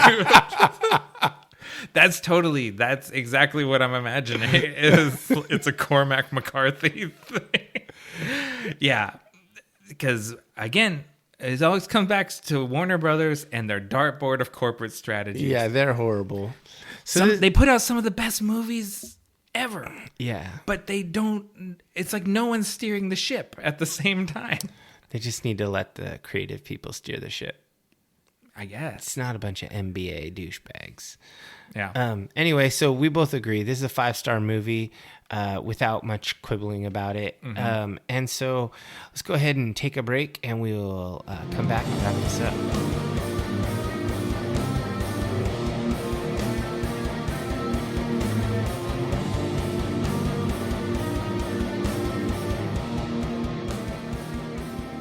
Welcome back, Dimers. It's time for our final segment, the one where I ask Dave, what are you into right now? All right, so this is a long-ass episode, so I'm going to keep this pretty chill. I haven't been doing anything that I'm like, it's crazy new shit or whatever that I got to go into deep. Mm-hmm. But there are some shows I've been really enjoying and one I'm looking forward to. So I'll just give a little beat about those. Okay. What We Do in the Shadows season 4 is about mid-season. There are several episodes out. They're coming out one a week. Mm-hmm. And it's really good. It's really fun. I love that show. I'm a little behind on it, but yeah. I'm like the Night Market episode. That's the last one I saw. It's hilarious. Yeah. Love that episode. And then Reservation Dogs season 2 has 2 episodes out. I really enjoyed them. I haven't watched those yet either. That show is so legit. Yeah, I love that episode. Like when they go to her, there, the character, the uncle character. Mm-hmm. He features prominently, and he's great in it. Okay. So yeah, if you haven't watched Reservation Dogs season 1, I think it's like 8 or 10 episodes. I don't know. And then you should go back and catch up, Divers, and then get in on season 2. Reservation Dogs is the real dope shit. I think that was my show of the year last year, correct? I think so. I think so. It's really good. It's superb. It's so good. And then Alone season 9 just ended. Okay. Is a real good one. I really liked the strategy of the guy who won. He is just a straight up tough ass motherfucker. So I really enjoyed that one. And then a show I'm looking forward to that's coming out tomorrow is the first episode. Alone Frozen. Did I talk about this one? Yeah. I don't know. I think we talked about Alone the Beast, which I was not impressed with. Yeah, so this one's different. I wasn't hugely into the Beast either, but this one is a good formula. So they're taking 6 people who are previous show participants, non-winners, but all people who did well. Okay. And they're going to take them out there. They're taking them out there over. It happens essentially concurrently with Alone season 9. But they take them out there over a month after the season 9 people. So when winter is already set in and they're up in Labrador, Canada. Oof. And they have to last 50 days. And whoever is there at the end, however many people are left, they get a slice of $500,000. So, oh wow, all of them can win, and if they all win, they each get about $85,000 or so. But as people drop out, the pie gets bigger for the people that don't. And there have been a lot. The work gets harder, but the shares get bigger. That's an interesting trade. Well, no, they're all still alone. Oh, individually, yeah. Okay, they're not working together. No. Because the Beast was like... There's a little team, yeah. So these are 6 people, and they're out all by themselves in their own little area, and they just know my personal target is 50 days. All I have to make is 50 days, and if I do, I make at least $85,000. Mm-hmm. It could be more.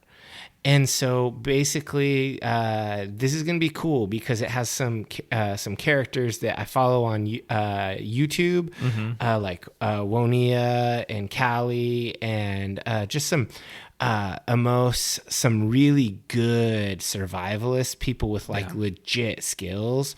Like Amos is a primitive skills guy from El Salvador, and he on his first season that he was on, he was like surrounded by a pack of wolves while he was in his shelter and stuff. And this dude is the real deal. And so it's going to be a cool show seeing some wilderness, like Arctic primitive survival, and these guys are all prepared for it. They know what they're going into. So I'm stoked for that show. All right, that's me. What about you? What are you into right now? I'm surprised that you didn't say this, but I'm glad you didn't. I'm into The Sandman. I watched all of that. So I finally got to watch The Sandman on Netflix. Like, timing has been conspiring against me, both because I needed to, watch this movie and do my notes and everything. And I'm like, and so the time, like, Sandman came out last Friday, and I couldn't watch it that night, and there was just like things happening to where I couldn't really. I think we went nuts and watched it in like 2 days. Yeah, and ultimately, finally, I think I did that 2, maybe 3. I think I watched 1 episode. There's 10 total. Yeah. So I like watched like 1, 4, and 5 or something like that. Like I really powered through it. And, this is the 3rd time that The Sandman has been what I'm into right now. Because I did the audiobook. I've done both the audiobooks. I read the original comics. In this series, there's been efforts to get this done since 2001. Like as a movie, there's been lots of false starts and stops. But I'm glad it took this long because I think this is, it would not have been done right before. And this, in my opinion, and I know not everyone agrees with that, and people have some issues with the colorblind casting and things like that. To me, this is extremely faithful to the original graphic novels. I don't have really any problems with the changes that have been made. I think they all are either justified or enhance the story. I don't think really they take anything away from it. And I mean, the range of emotion on this show is just incredible. Like the death episode, I like wept through the whole thing. Like I just ran tears the whole time. Really from the moment Dream catches Franklin's soccer ball, I started crying because I know what's going to happen. Yeah. And I cried through the whole episode. Oh man. And I really love that episode. I didn't cry though. It's just like, it's so good. Just to like shout out some, like the particular people like Tom Sturridge, who's playing Morpheus, Boyd Holbrook playing the Corinthian. Corinthian's so legit. The Corinthian is actually like leveled up from the comic book, where he's just a creepy monster in the comics.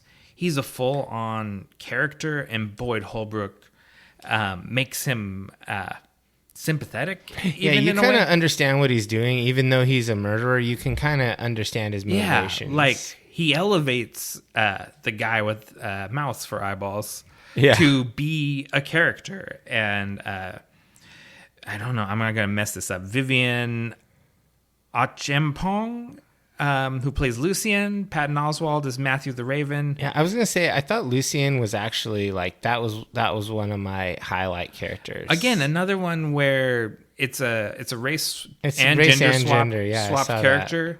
But I've never really considered Lucien like an integral character, and she makes Lucien into an integral character. Yeah, I don't think that there was a diminishment in the role. It was just done better. Yeah, David Thewlis as John Dee, Jenna Coleman as Joanna Constantine. Give her a spinoff. That would be worth watching. And have I Kirby Howell Baptiste as Death. Give her a spinoff. Death was really cool. And Gwendolyn Christie as Lucifer Morningstar. And while I'm handing off theoretical Netflix shows, give her one too. Well, I mean, she's going to be the antagonist of season 2, right? Well, I mean, how much do you remember that story? Well, I don't remember it well, so don't spoil it for me. I'm going to enjoy it. It's good. Oh, this is one of those shows where it's like I power through 10 episodes because I can't stand to stop watching them, and then I'm like more. Give me the next one. Yeah, exactly. Because like there's so much stuff. There's the Hell storyline, which is one of my very favorites of the whole series, and there's the stuff with Barbie in her fantasy world with with her big dog Martin Tenbones, and like it's in the you only get like a glimpse of that in the show. Like every time it's like it seems like Barbie is like a really nice person in Dream. It's such a minor she's such a minor character in the Doll's House, and then has like a whole story arc. And when I was watching it, Lisa was kind of getting up and doing other things and coming back. And I was like, I paused it and waited for her to come back. And I backed it up. I was like, you need to watch all this because Barbie's important. And she's like, really? And it's like, yes, she is. You have to watch it. And it's like, it's her and this big giant dog with a mustache and stuff. What's the name of his friend who gets immortal and they check in every 100 years? God, what is it? Because that was Hob Gadling or something like that. That was one of my favorite episodes. Like, I love that. It's like, first of all, we get to see the fashion of Morpheus through the centuries. He just gets, I think he peaks in the 1600s, like full vampire look. I really like the sort of the medieval with his long, like straight hair, like, and he just looks so like sad and spooky. I like all the 1700s with the top hat. Yeah. He looks kind of, Anyway, I love that episode and that character arc. I like the idea that they're like buddies now. Yeah. That's cool. And we're spoiling this thing, but it's, a 30-year-old comic book. The point where Hob is lost to everything. Oh, yeah. And you want to die? Yeah. No! He says, dying's a mug's game. I've got so much to live for.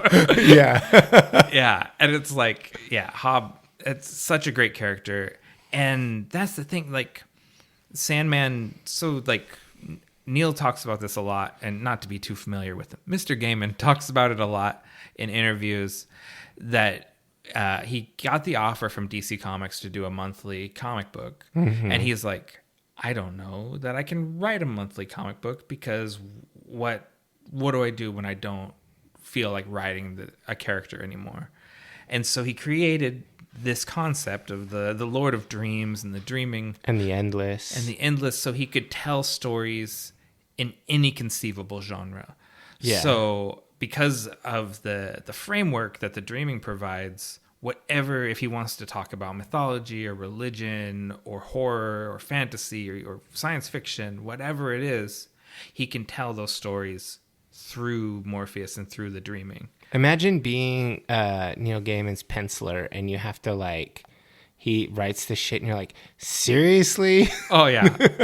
I mean, it's like, because how do you, and people did rise to that occasion, like Sam Keith and like so many people. How do you conceptualize these things? Like, the realm of dreams, like it's so, like it's beyond your human kin. Mm-hmm. Like it's so far out there. Yeah. So anyways, the Sandman, that's my thing right now. That's 5-star show. It's pretty good. We don't rate shows, really. We do. I never will give something the 5 without multiple viewings. Oh, okay. Well, I really, really enjoyed it. I did too. I didn't write it down here because I was very sure you were going to talk about it. Oh, okay.